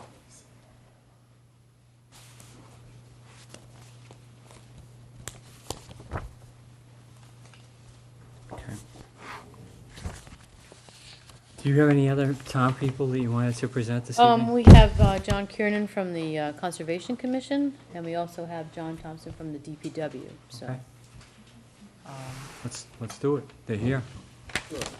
It looks like Mr. Kiernan's coming forward here. Good evening. Thank you for allowing me to address you, and I'll be very brief. My name is John Kiernan. I live on Cabot Street in Milton. I'm chairman of the Conservation Commission. And just as a very brief aside, I'm also on the Master Planning Committee. We had a number of citizen forum gatherings, and one of the consistent comments that we heard from the citizens was that there should be better coordination among the town boards. And that's really why I'm here, to ask for your indulgence perhaps and to share information. The Conservation Commission has 3 applications before it. One is for demolition, which we are quite anxious to facilitate because it is a public safety hazard as it exists. So we're trying to move that along. We have 2 other applications before us that will overlap with what you're considering tonight. First one is a site development plan, and the second one is the actual project development. They've been separated. We have some concerns because we don't know whether or not we have a contaminated site or not. When the applications were first filed, and 3 of them have been filed, only 1 has been addressed. But when they were first filed, we didn't know that there was a phase 1 assessment done in 1998. And at that time, contamination was discovered. There is an RAO, which is a response action outcome. But in order to get that, they removed 284 cubic yards of contaminated fill and some 29,000 gallons of contaminated water, which had accumulated in the, we call it the swimming pool, which is basically the current foundation. The leak apparently came from the lower mechanical room, which you probably do have documentation there. Currently, there are 8 soil boring holes in that area. We don't know currently what exists down there. Outside in the current open space, there are 4 monitoring wells. To my knowledge, and I would invite any correction, but to my knowledge, those monitoring wells have not been tested in 17 years. We don't know what's down there. Back in 1998, there was a free product that was taken out of there. The problem is that, and somebody mentioned earlier tonight, that we've got some serious concerns about water discharge. The sheet flow that's going to come off, actually during the demolition process, there was asbestos-containing material. We don't know what's left in there, but as part of the demo plan, there'll be basically a fire hose put onto the demolition site to dampen it. That water has to go somewhere. We don't know where it's going. We know there are 2 catch basins, and in the demo plan, they've very courteously said, well, we'll put filter fabrics over there. But that may not be sufficient to guard the river. We believe that those 2 catch basins dump directly into the river, but we don't know that. So we've asked to have some additional data in that area. There are obviously significant environmental concerns at the demolition stage. And one of the other problems is that we've seen you probably see it in your site plans, that there's a detention basin right at the corner of Elliott and Central Avenue, which is probably a good idea. The problem is, that's where the underground storage tanks are. That's where the monitoring wells are. We don't know what's down there. So what's happened is the demo plan has now removed the detention basin and put that off to a site plan development and/or the project development. That creates a great difficulty for us. We don't know what to do with the water, and we need to detain it somewhere to clean it before it goes into the river. So that we do have some overlapping concerns. And actually, one of the other ones, I'm not sure you're aware of this, but on March 9th, 2011, the Conservation Commission issued an enforcement order with a cease and desist order, that nothing was to be done on this site until there was a resolution of the violation. The violation was the removal of, 250, 275-year-old oak tree that went back to John Adams' days. That was of serious concern. And the order issued because we had the conservation agent on site and said, don't chop down that tree, and they cut it down. We had a commissioner on site who said, don't cut down that tree, and they cut it down. So we issued the enforcement order and said, no more work on this site. And the entire site is within the 200-foot Rivers Protection Act boundary. That's our jurisdiction. And we said, no more. Now, since then, and I give Steve credit, he's come to us on at least two, I believe 3 occasions. Actually, one was in April. There was a hole in the side, and I think there was a rodent problem. And we gave an exemption from our cease and desist order and said, go ahead and fix the side so you make it safe for the public. There was a second one, was just a landscaping issue that we did administratively, and it allowed relief from the enforcement order. And I believe there was a third one to fix a roof area. I know it's now fully collapsed, but at one time there was an effort to shore it up, again, for public safety. But that enforcement order still exists. So we need to coordinate, and that enforcement order shouldn't stop the project. I'm not suggesting that. I'm suggesting that we need to coordinate our efforts in order to make sure that you don't approve a plan that we can't approve. For instance, we've already addressed this at a public session, and one of the concerns we have is maintaining open space that we currently have. And the initial reaction was, well, you can use the town's land for open space. That doesn't work with us. I mean, the project itself has to stand or fall on its own merits. And we need to preserve the current open space, which is actually at the corner of Elliott and Central Avenue. That's where we need to have replicated the loss of a 250-year-old tree. You can't put, it wouldn't fit. Now, obviously, we're not going to ask them for a 250-year-old tree, but there's going to be something that is of significant, a substantive tree. And to do that in the area where it was cut down over our specific objection, we need open space. And if you approve a plan that takes away our open space, then we're going to be at odds, and it's not going to help the developer. So what I'm suggesting is, and I'm suggesting that we have a joint meeting. And I don't want to slow you down because we have different mandates, we have different interests that we protect, but there is an overlap. And at some point, we should exchange information and perhaps have a joint meeting so that we're not at odds if we want to move this project along. So I would ask you to consider whether or not before making a decision, in accordance with the open meeting law, we have a joint meeting just so that we can tell you what our concerns are. But again, to assure the developer, we are very concerned that we try to move along in an expeditious fashion, the demolition component of it, but we don't want to make it worse. So I just ask you to consider it sometime in the future. I don't know what your schedule is, but at a minimum, we need to exchange agendas. So we know what you're doing and you know what we're doing. Mr. Keenan, wouldn't the complete answer to this conundrum be for us to simply, let's assume we were to approve this project, and I honestly don't know how I feel about it right now. We're not traffic experts, and we're having people come in and give us disparate views, and it's not easy for us to resolve that. But if, let's assume, for the sake of argument, that we approved it with a number of conditions.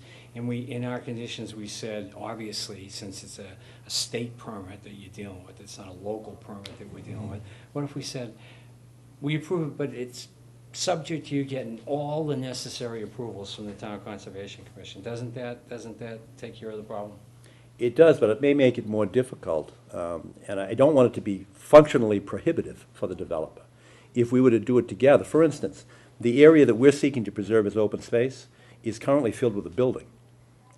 If there were some mechanism that would fit with the developer's desires, and I understand there's a return on investment that they have to consider, but if there's some way to do that now, it should be done up front. Because if you approved a plan that came to us that was contrary to our state mandate, I'm not talking about the town bylaw, state mandate to preserve open space and to ensure that there's no deleterious impact to the environment. The river's so close. I mean, it's a real issue for us. But I'm concerned that if you approved one in your discretion, and unknowingly it was in contradiction to one of our interests that we seek to protect, that would be inefficient. Because we might then approve something environmentally and then have to send it back to you folks. And I think that's probably unnecessary. And I'm not suggesting that our interests are the same, but I believe that there is a significant overlap. And I just don't want to make it sort of a fait accompli that we're stuck with, and then we may be able to find a simple solution to our concerns that would then undermine the decision that you've already made. So perhaps all you need to do is hear our concerns.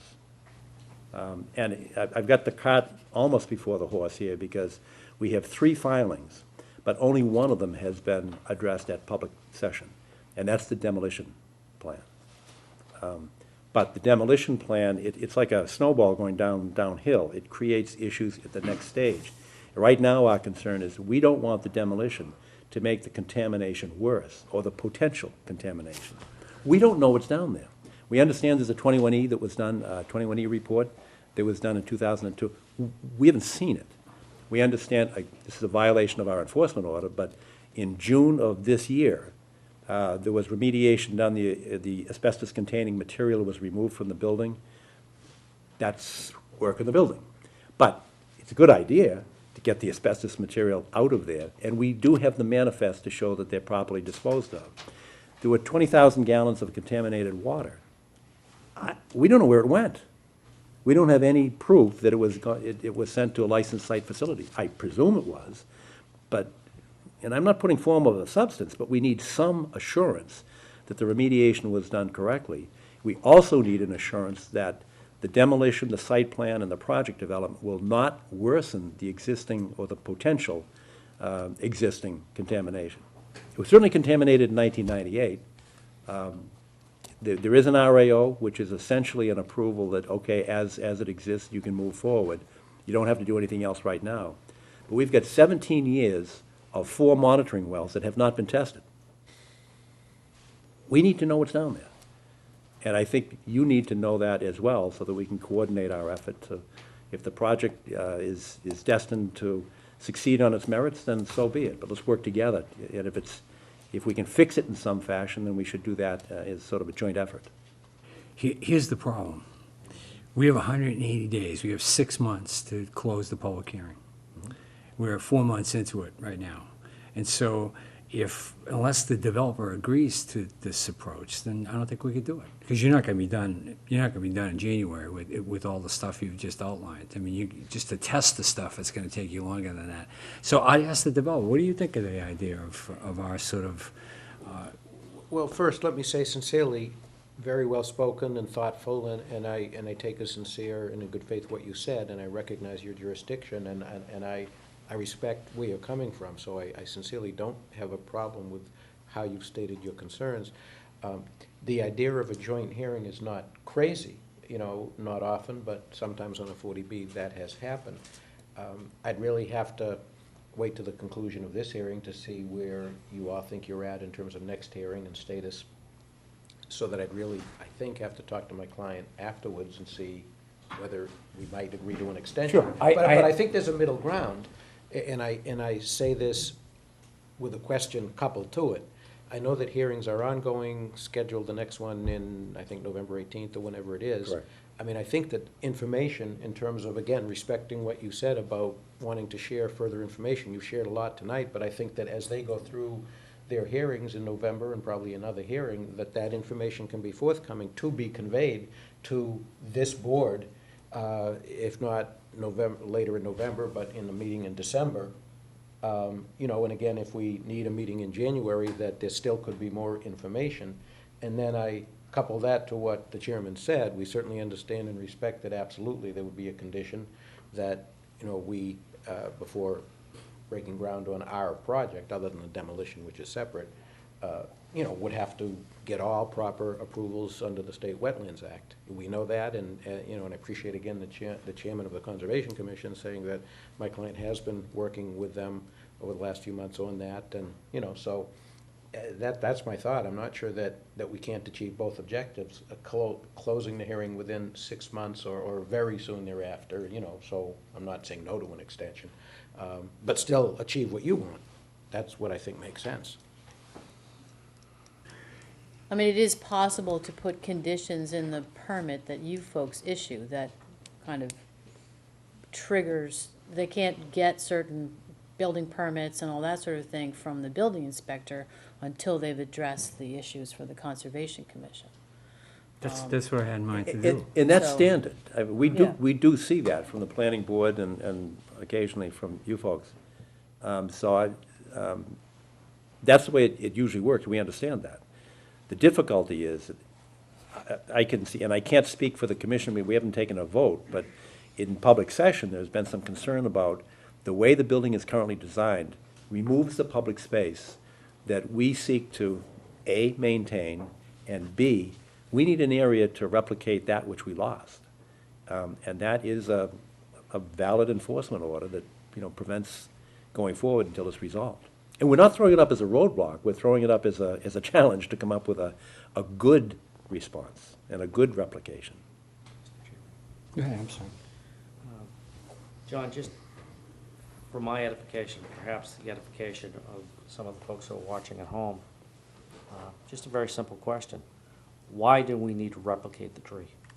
Why do we need to replicate that which was lost? Just lay out the Conservation Commission's thinking on that particular, Well, under and its duties. Right, under the Wetlands Protection Act, any alteration requires a permission.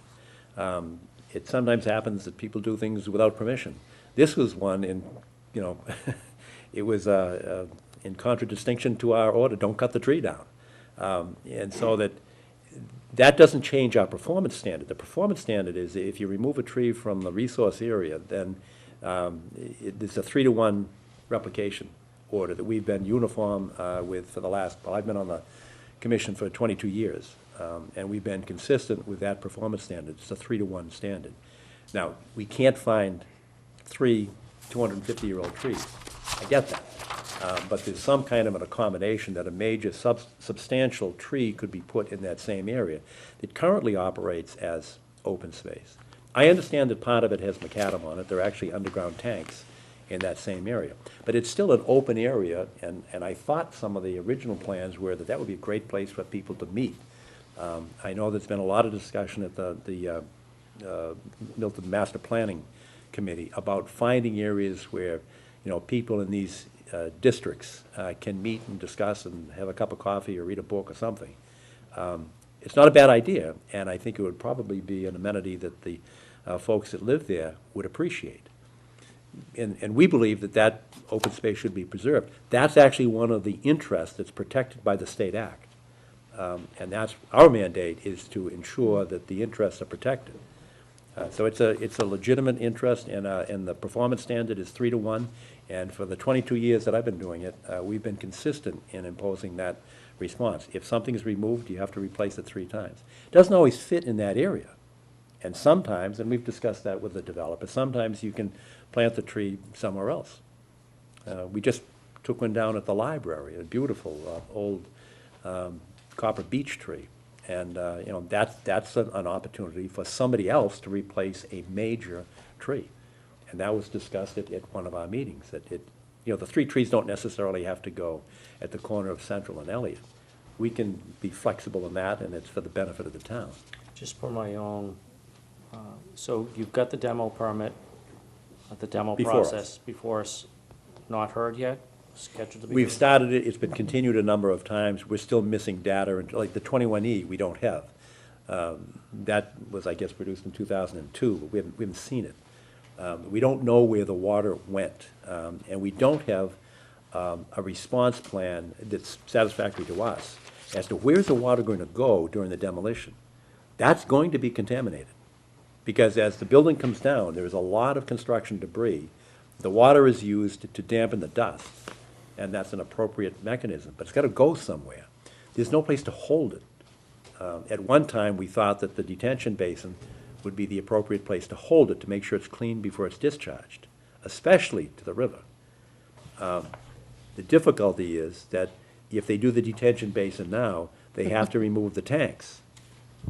And they don't know what's down there either. To my knowledge, nobody knows what's underneath there. It may be clean, it may be contaminated.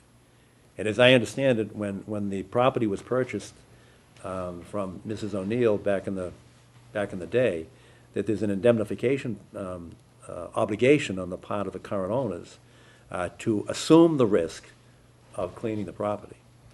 And that means something to us. We want the property clean.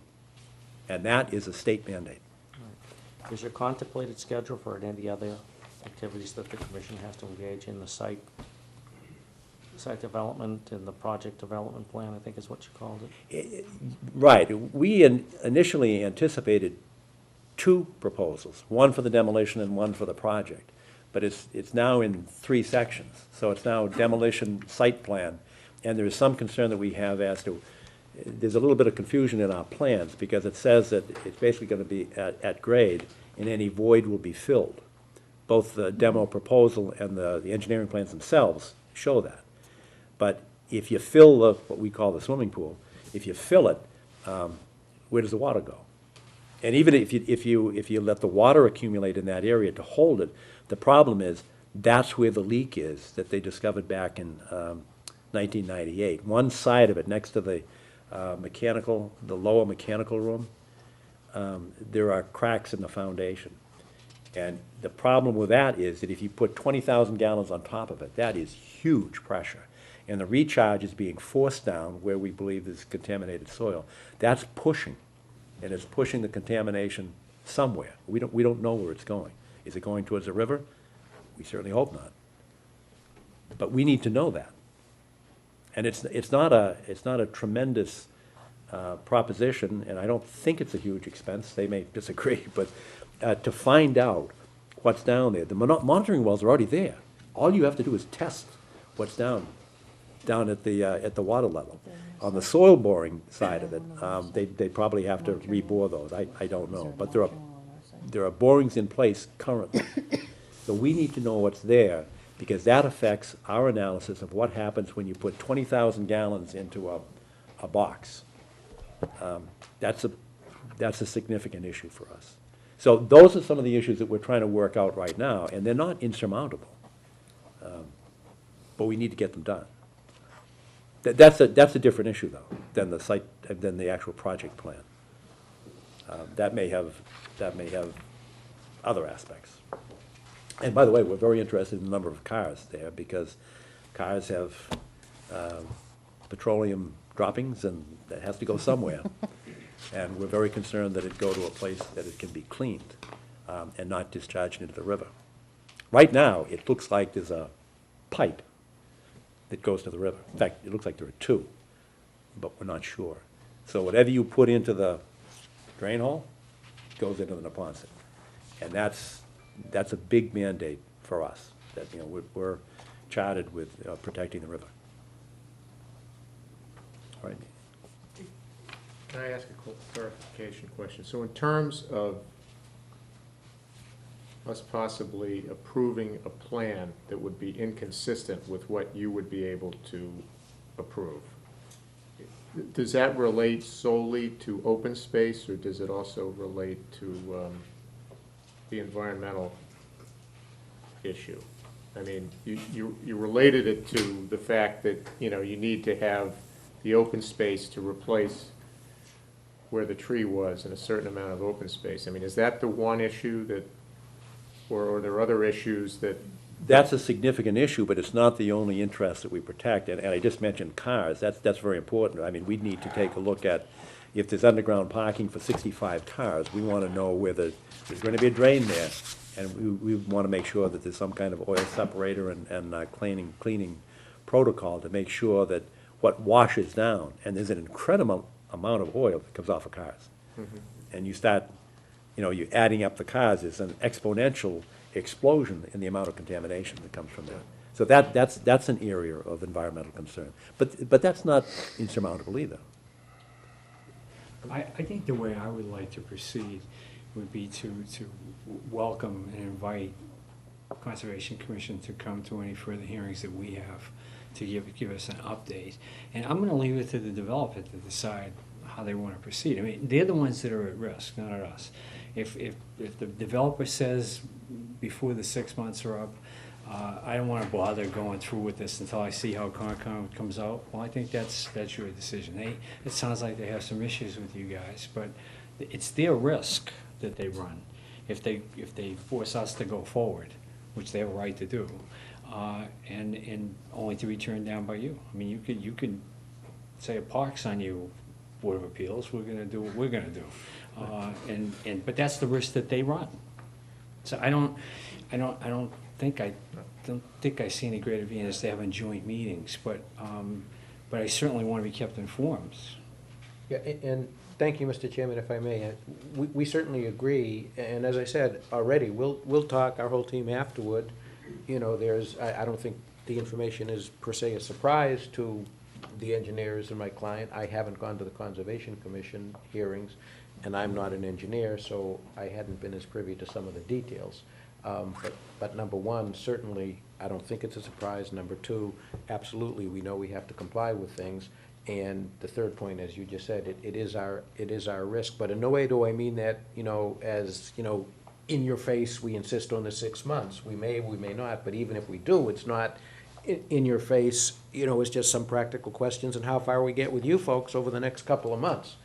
Sincerely. So, you know, because I appreciate the way this hearing has been conducted and the way you have spoken, appropriate to set forth what you have and all of that. So that's where we're at, and I appreciate that. I mean, right now, I would say, as I said earlier, let's see where we are at the end of tonight, schedule another hearing, and my team hobnob afterwards, you know, and report to you before next hearing, if we can, what we think we'd like to do. The only other thing I would say is, Chris, do you have anything you want to add on the question of the 21A or the Concom process? No, we have copies, and I could distribute it. We have the RAO that Rizzo had done back in '98, and, you know, it outlines pretty clearly that the site has been cleaned. They did soil samples, groundwater samples, and found that there was no potential for contamination, except for it was an A2, which means it was infeasible to get whatever was remaining below the boiler room. But we can get that all to the commission and go through all that. But I have it here, and, you know, and the site has been, the activity and use limitation is none. You know, it's been determined, and again in 2000. So we have that data if we want to pass it out, but I think it's more for the commission. We can go through that. But With due respect, the Rizzo report, which I've read, is 1997. It can only be relied on by the client, which was HP Hood. And at the time, it was an industrial use. And as everyone in this room knows, regulations for DEP have changed considerably. As even of Monday, there were new regulations that we're hearing about at the REBA Bar Association meeting. So the 1997 report, I understand that at time that particular spill was taken care of, but the reports also recommended that the tanks be removed, and they weren't. So, as the chairman has pointed out, no one knows what's going on with that site. What has happened to those tanks since 1997, one can only imagine. Which but- tank, the one out, the exterior tank? The underground But- tanks, Underground. under the Kathleen, select. that's So, all you're just gonna interesting. make it as part of your conditions to the, That was fully what I expected to do.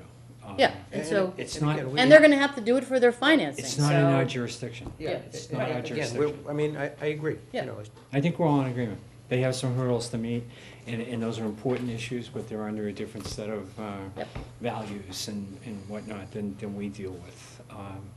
And so I'm delighted, John, that you came tonight, and I hope you'll keep us informed, and we'll do this jointly and figure out what you want to do. I mean, I'm not thrilled about the idea of writing some long decision. If you say to me, no, Brian, you don't have to do that, because you can wait, because I gotta see what John's body is gonna do first. I mean, believe me, I'm delighted to have that be the outcome, so. yeah, and as you said, I will join you in that. you've been on both sides of it as developers counsel, and so I hope you understand the sincerity of what I'm saying. You know, we may decide that it's appropriate to give a little more time to see what happens, or they may decide Fine. to We don't take need, the risk. but we don't need to decide that Exactly, tonight. yeah, exactly. Okay, cool. I'd like to finish with whoever else is from the town. Thank you so that very they don't, thank you, John. Thank you. So that they don't have to come back unless they want to come back. That would be the Certainly, DPW. certainly welcome to come back, but you may not choose to. Yes, my name is John Thompson, I'm the town engineer, and I guess I'm here tonight representing both the DPW and the engineering department. You know, Joe Lynch, the DPW director, did, submit a letter with a lot of detailed comments, and my goal tonight was just sort of touch on some of sort of the major issues that we saw coming down the pipeline. I'll take another one. I got one, but And, I gave it to my and to engineer. be Thank honest, you. most of the issues with parking and traffic that, we sort of, we're looking at have sort of already been talked about quite a bit tonight, so, there is a major concern that we have with the stormwater analysis, though, that I do want to talk about. As submitted by the applicant, the stormwater analysis is largely based on the assumption that all of the stormwater runoff from the site is currently discharging to the town's municipal drainage system, which, from some brief observation, I would disagree with. I've made some observations on the site of some downspouts on the northwest corner of the building that appear to be, discharging roof runoff sort of to the rear of the property, which ultimately might, flow overland towards the river across the tracks. I've also observed some what appear to be active infiltration chambers on the town-owned property underneath the, in the parking area, which appear to be, plumbed to accept some of the roof runoff.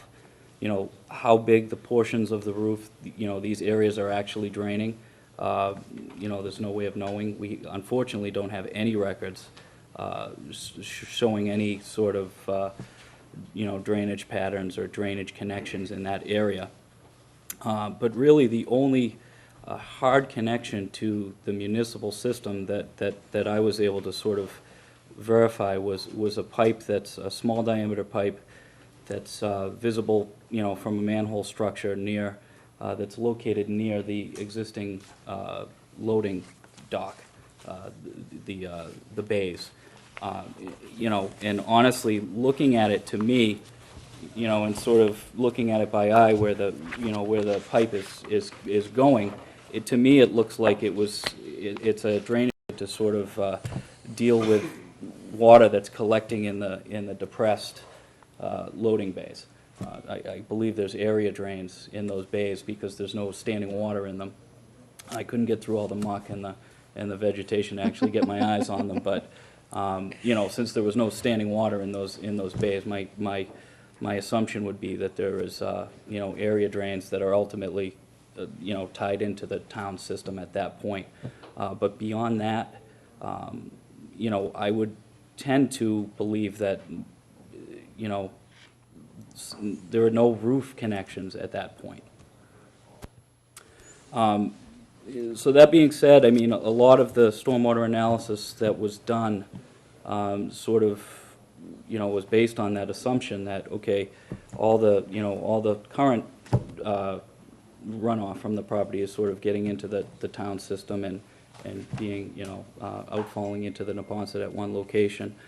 And, the rest of the analysis and sort of, the applicability of different stormwater standards and how they're, how they're being met, were sort of based on that assumption. So, from that perspective, our opinion is that, that stormwater analysis really, there needs to be some more information gathered on what the existing drainage patterns are at that site. And I think a lot more work needs to be done to mitigate what the future drainage patterns will be. Any questions? Yeah. On the list of documents in the letter, I have, in the record is a peer review from Horsley Witten Group to Chairman Hurley, peer review of the stormwater management stuff. Was this peer review one of the documents that was reviewed by you? I did look at the peer review, yes. And I know Mr. Lynch did. Okay.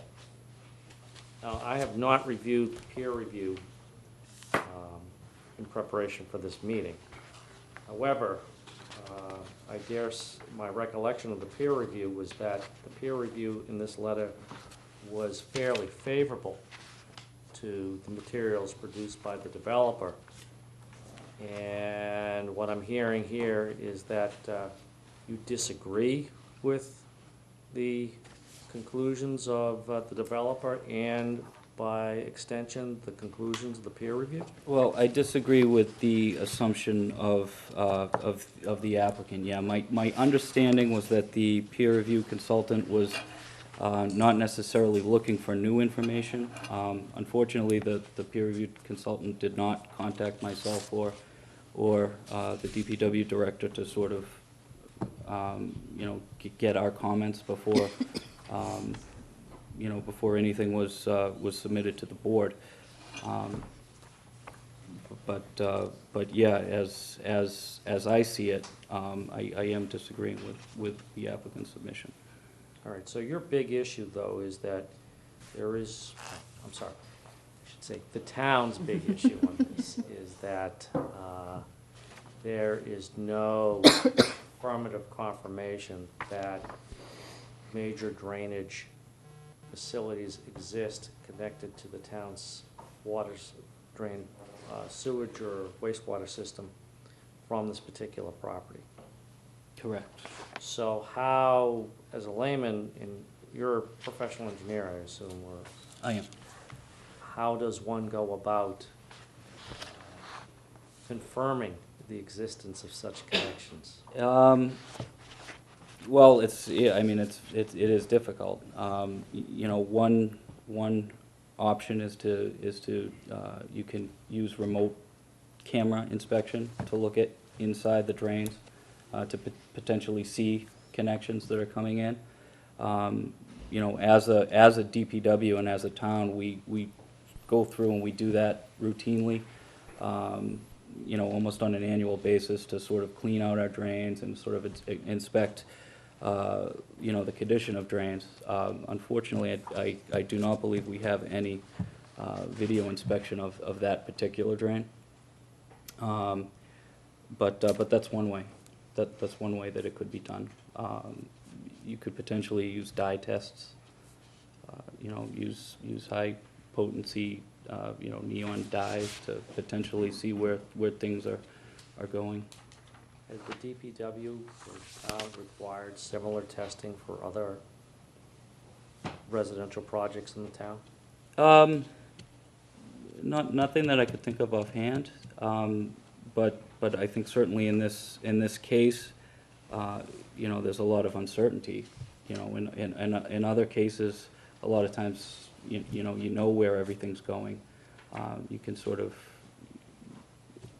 determine where stormwater is going. And just in this particular instance, with a building that, the applicant is claiming is, too dangerous to enter, and, obviously by that same standard, the roof, I don't know the answer to that question, how you would determine where everything's going.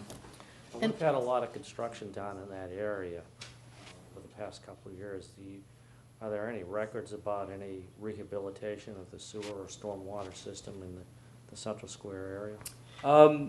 When we reconstructed the intersection in 2007, we did install some new catch basins, and I from memory, I want to say a few drainage lines in the intersection, but it was mostly replacing existing infrastructure, wasn't adding new infrastructure. So there hasn't really been any major additions, alterations, increase of capacity in the area? No. Thank you. So is the concern, John, that you don't know where the water's going, and it's possibly going into the river if it's not going into the town system? Is that? Well, yeah, the concern is that, the applicant's premise is, all the existing runoff is going and getting into the, the town system. The proposed build-out scenario, they're maintaining that same, scenario where all the stormwater is getting into the town system, but by virtue of, installing a few stormwater, I don't think it's Filterra. Well, we're looking at sort of the standard 2, which is on page 3 of Joe Lynch's letter, which talks about the fact that you have that standard that you're not supposed to have any more runoff than you have existing. And of course, since the last time anybody's looked at this building has been some time ago, I don't think anyone knows where the drainage is going. And the assumption in the report was that the entire site drains, into the municipal storm drainage system, and we don't have any evidence of that. It could be quite going right into the Neponset, which wouldn't surprise anybody, considering when the original buildings were built. And everybody considered that to be a normal place to put a drain into an existing river. Or simply, yeah. Sheet runoff flowing over land and not, not getting into a closed system. But as I said, basically, Mr. Lynch and the DBW, have questioned the assumptions that were made by the developer's engineer. And the problem with Horsley and Witten is that their task, apparently, from when I watched the hearing, the tape of the hearing, was that their job was to look and see whether or not the report was adequate, not to go out and do their own hunt for the drains, as I understood their scope of work. Which is pretty standard. I mean, we don't have unlimited Exactly. funds to send them out Exactly. and reinvent the wheel. You've But- got a but- camera. But again, just for my own edification, isn't this a Concom issue?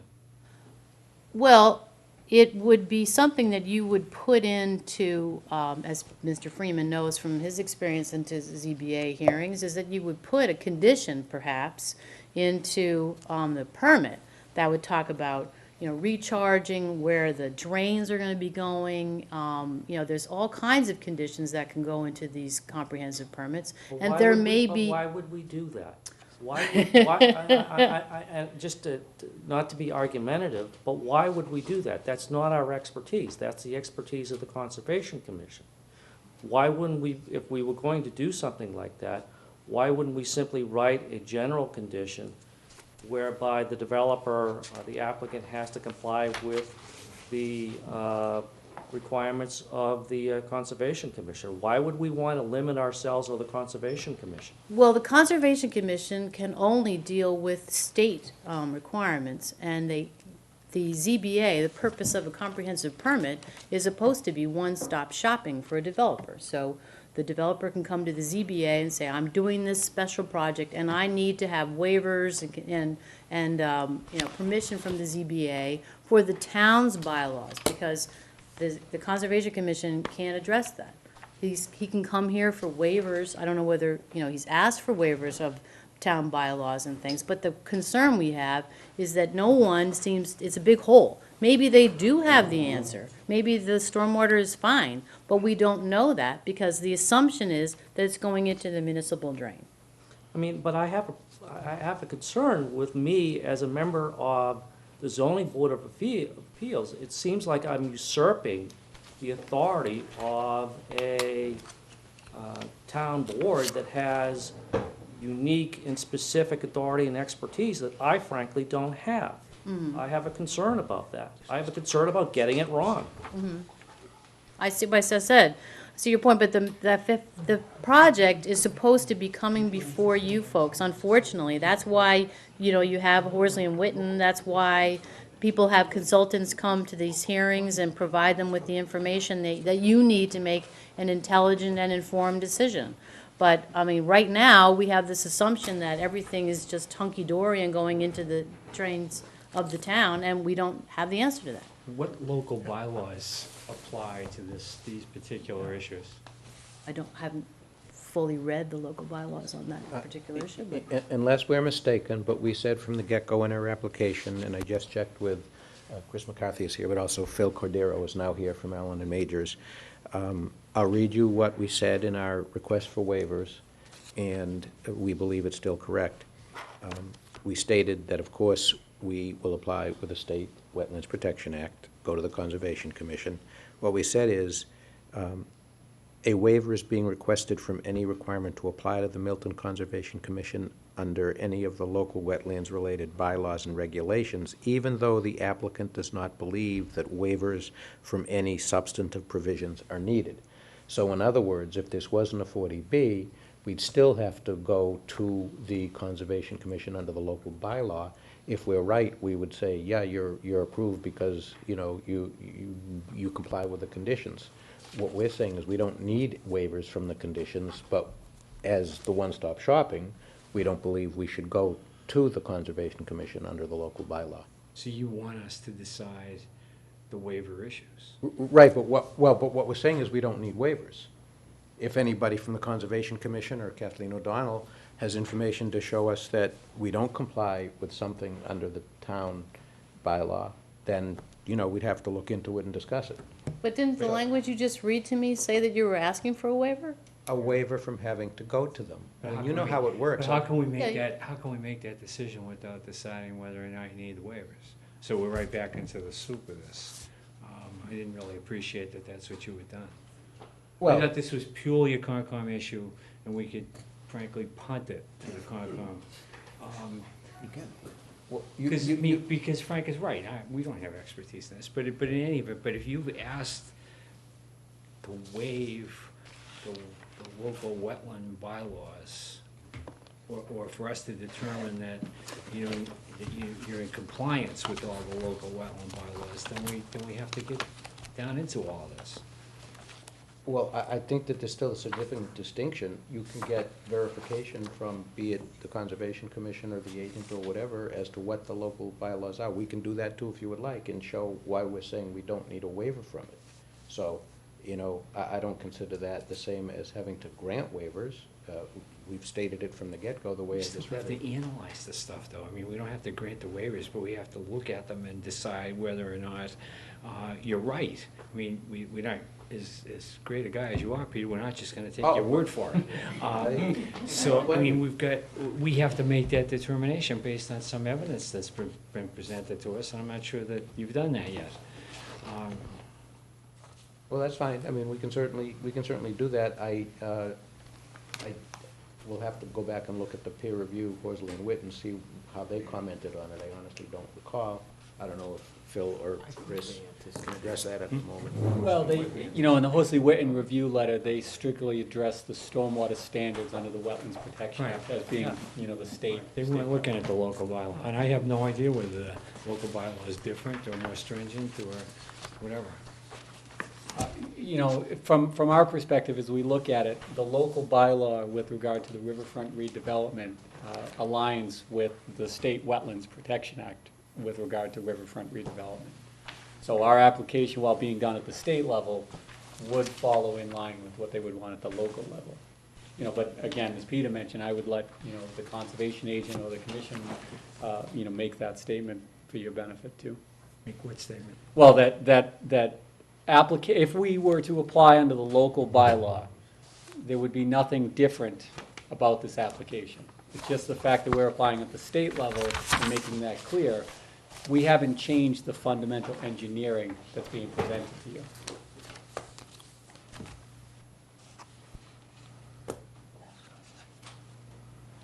I'm still not sure I understand what you're saying. Yeah, well, I mean, again, we have no problem talking further with the Concom. It's only inferential, but the chairman of the Conservation Commission made many relevant remarks, as we know.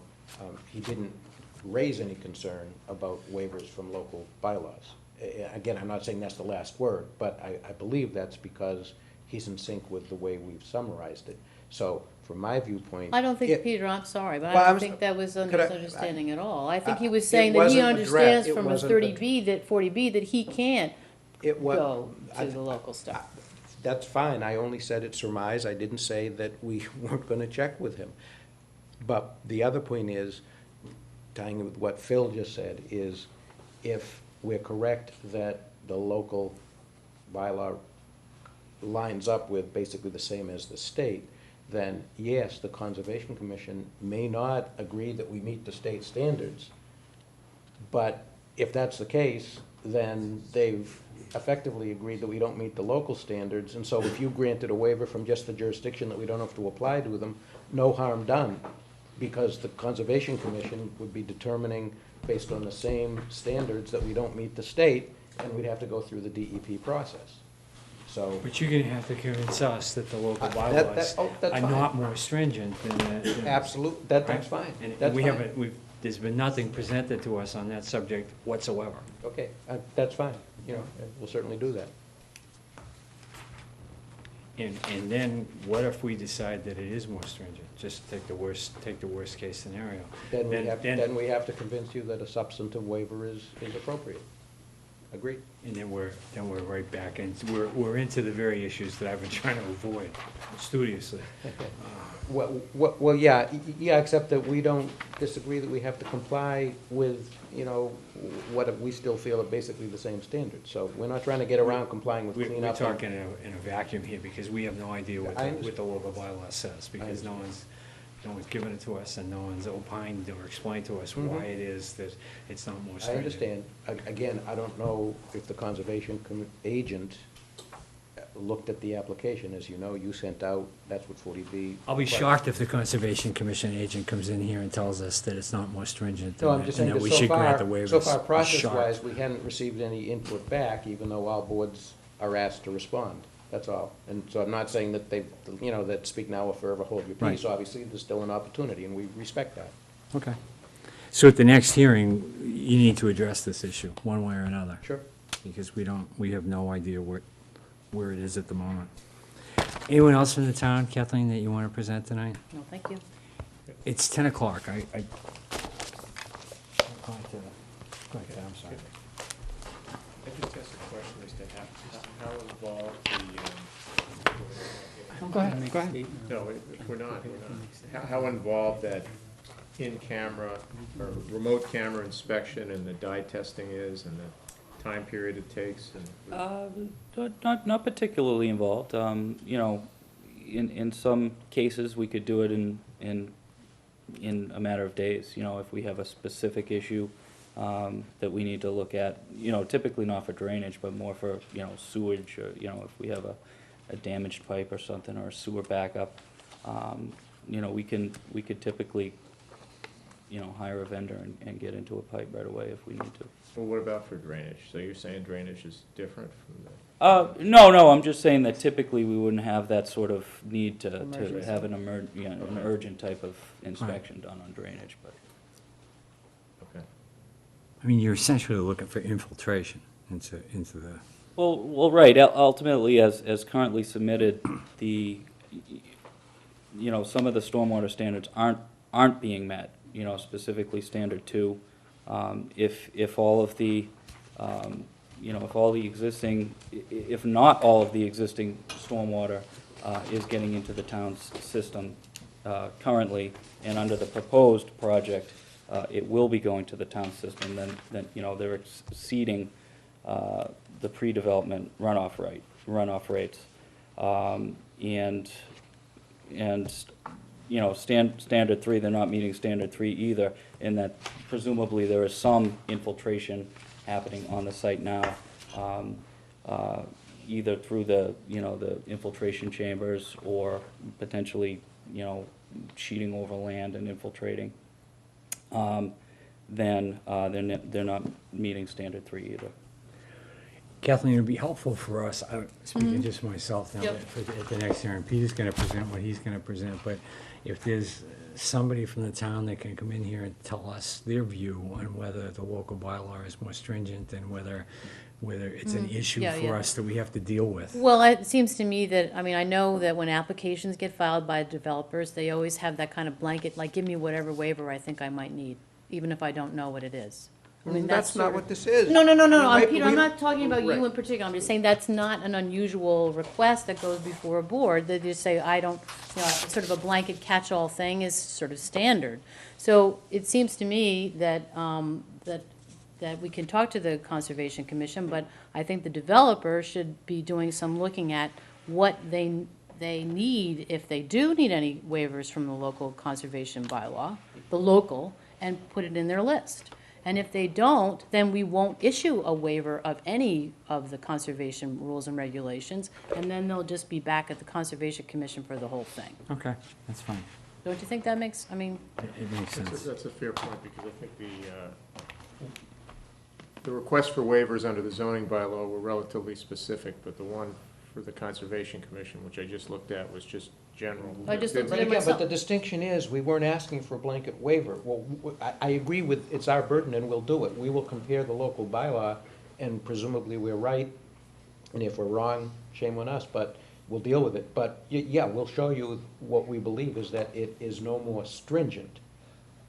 So we're on the same page on that. well, as I think said, we're- Peter, your last paragraph says that a waiver's being requested for any requirement to apply to the Milton Conservation Commission under any of the local wetlands, even though you don't think that you need those waivers. Well, it's sort of back to your, No, it's just a procedural thing. If Yeah. if we're correct that the local wetlands bylaw is no more stringent, then what we're saying is, grant us a waiver from applying under the local wetlands bylaw to the Conservation Commission.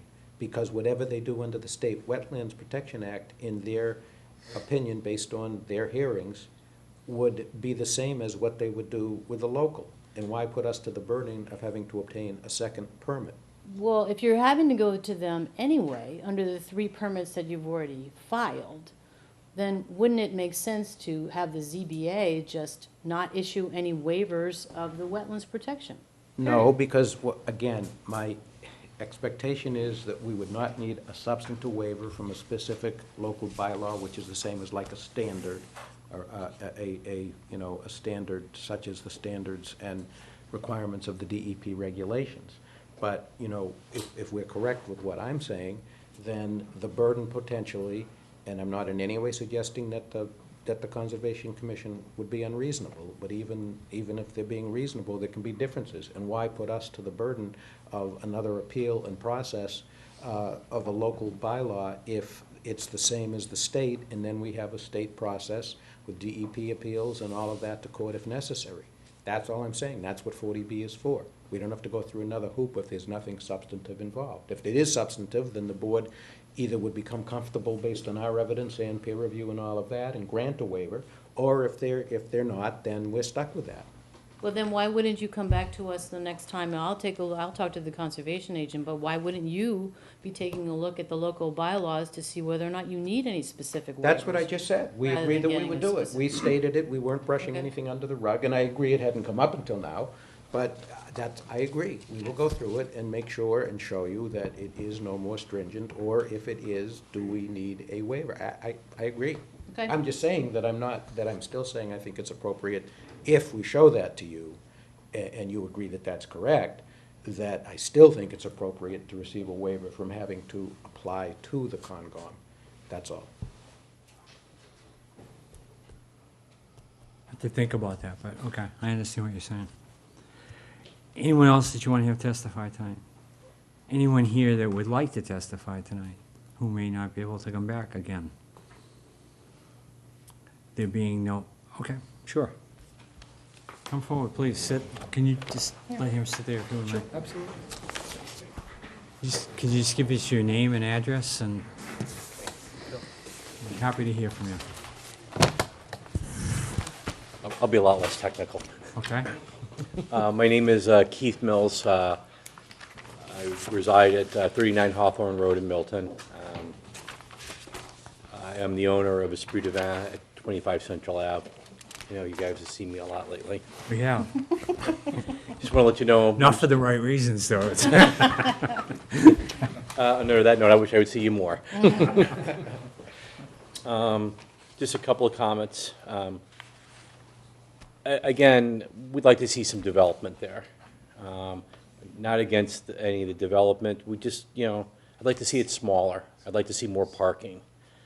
I took a quick look at the traffic study, and I'm not sure if it means anything or not, but the only time that they do the traffic studies are on Tuesdays and Wednesdays. Maybe it'd be nice to do a traffic study on a Wednesday, or a Thursday, or a Friday, or a Saturday. Sometime with a little bit more high volume. So I look at this and I say, you know, we pick some days that, you know, just happen to be not really busy in the neighborhood. And I think it's busier on Fridays and Saturdays there. I don't understand on Elliott Street, you know, where the parking is now, and where the egress is going to be, and how we're not going to lose any spaces there. I guess, you know, I think according to American standards, the average size car is somewhere between 14 and 15 feet long. When you throw in, you know, maybe a foot or so, and I don't have the standards anymore, I used to, I don't see how we, you know, how it gets any better. To me, it seems like it's worse. It kind of, I can't see exactly, but it seems like where the egress is where my side door is, where I get all my deliveries 3 days a week, 4 days a week. And for me personally, that finds it to be difficult to try to get deliveries from, you know, all my delivery people when there's a, you know, a driveway there. And again, you know, as selfish as it may seem, you know, I'm really trying hard to, you know, have the business and to run it. Anecdotally, you know, Fridays and Saturdays, you know, it's hard to find a place to park there. And it seems to be getting more difficult and more difficult with the development that's going there. And again, that I'm not against development, I just don't know where everybody's going to park. And I'm concerned about that because, you know, all our little businesses, you know, our destination stores, you know, we don't have the ability to have a parking lot where people can come and park and shop. And as I've mentioned before, you know, if people drive by, they don't find a place to park, they don't come back, and, you know, that's an unrealized sales, and that's business that we're lost. You know, I really think if they, you know, if we could do a smaller vision of a building, something with more parking, then I think it could be a win-win for everybody. I'm just concerned now, by the way that I'm looking at now, you know, there in fact, you know, becomes less parking, more cars, more traffic, and then less business for us in the area. And, you know, I can't be any more succinct than that. And, you know, I really hope, you know, you hear what I'm saying out there. Thank you very much for your time. Thank you. Okay, I'm inclined to close this session of the public hearing for tonight. You guys in agreement? Mm-hmm. Okay. Should we talk about dates? Sure. I don't think we can. Hang on a second. Oh, I'm sorry. Mr. Chairman, I'm sorry to interrupt, but I just wanted to make a couple of quick statements that I didn't get in while the town engineer was up here, if you'll indulge me, just to Okay, put them on the record. You know, we testified at the September 30th hearing that we didn't have, you know, the formal connections into the municipal system because we didn't have direct access to the building. So his statement is true and remains true, and it's what we testified to, that, you know, we need to do our homework on that to verify all of that. But the result remains the same in that the stormwater flow, wherever it's going, whether it's going towards the tracks, towards Elliott Street, towards Central Ave, ultimately it actually all flows to the river. We need to control it by mandate that that the pre-development flows at the property line are not increased post-development condition. And we testified with Horsley Witten here, agreeing to that by the mere reduction of impervious surface that's out there, we have an immediate reduction in our pre to post-development flows. So we immediately can meet that standard, regardless, again, of where it goes. Now, our discussion went on to state how we needed to meet some of the other stormwater standards because it was a riverfront project and a redevelopment project, and we talked at great length, I won't bore you with all those technical details again, of how we came back with ways to improve the stormwater to the best of our ability that's out there.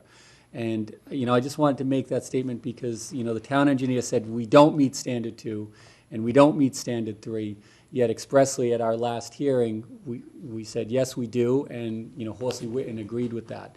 And that standard, again, is independent of local bylaw. It's, it's implemented at the state level, so we can push that issue aside, that we have the independent third party that was in agreement, with the testimony and the calculations that we put forth. So I just wanted to put that consideration out there.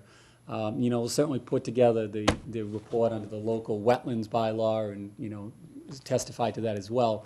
But I just wanted to respond to those direct points that the town engineer had brought up. We will work with them on the final formal connection, and quite frankly, I think the preferred path is to connect everything to the municipal system for exactly the same reason that the town engineer said, that you don't want direct flow going into the river, you don't want it uncontrolled. So let's control it, let's route it through the system the best way we can, and that's what we sought to do, and still seek to do.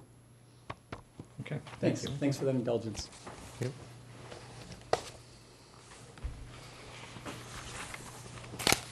Eighth?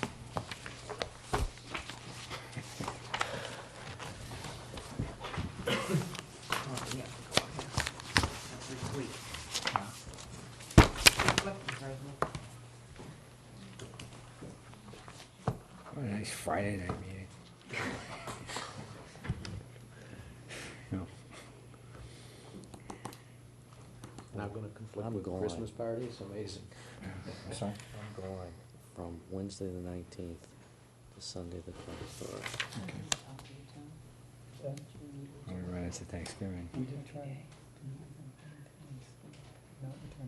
Are you back in? Yeah. Tuesday the 25th? Tuesday the 25th is fine. How about Tuesday the 25th of November? Does that give you enough time to do what you have to do? Mostly with you guys. Tuesday the 25th? Back to November November. 25th. My wife Yeah. can pick up. My wife can pick up the kids at the airport. No, I'll be free. Is that okay with you guys? I'm available. Fine. I mean, I'm just conscious of the time constraints. No, I appreciate that. And maybe we need another hearing, but I'd like to leave us enough time to do that. So Yeah. if we could do the 25th, that would be helpful. Yeah, that works. Okay, good, thank you. Tuesday. Okay, 20. so Tuesday, November 25th, 7:30, same place, Mary, right here? Does the board have further traffic concerns? Would you like me to come back? I don't think you need to come back, Jennifer, but if I have a sudden change of mind, I'll let you know, all right? Oh, before you close, just one other thing. I think I did it officially. You had asked at the end of the last hearing for my sample town regulatory agreement related to the perpetuity. Yes, I think you sent it to I us. did submit it, and I believe Yeah. I submitted it to Mary as well. A sample town regulatory agreement. I'll just do it again, it doesn't matter, but since you mentioned things that were Yeah, submitted. I have it. Yeah, Right here. okay, Would you send it to me so I can send it to Alex Whiteside, because he has a question about it? yeah, sure. I can forward it to you. That'd be Yeah. great. I've already told him it's Yeah. standard form, but, Yeah.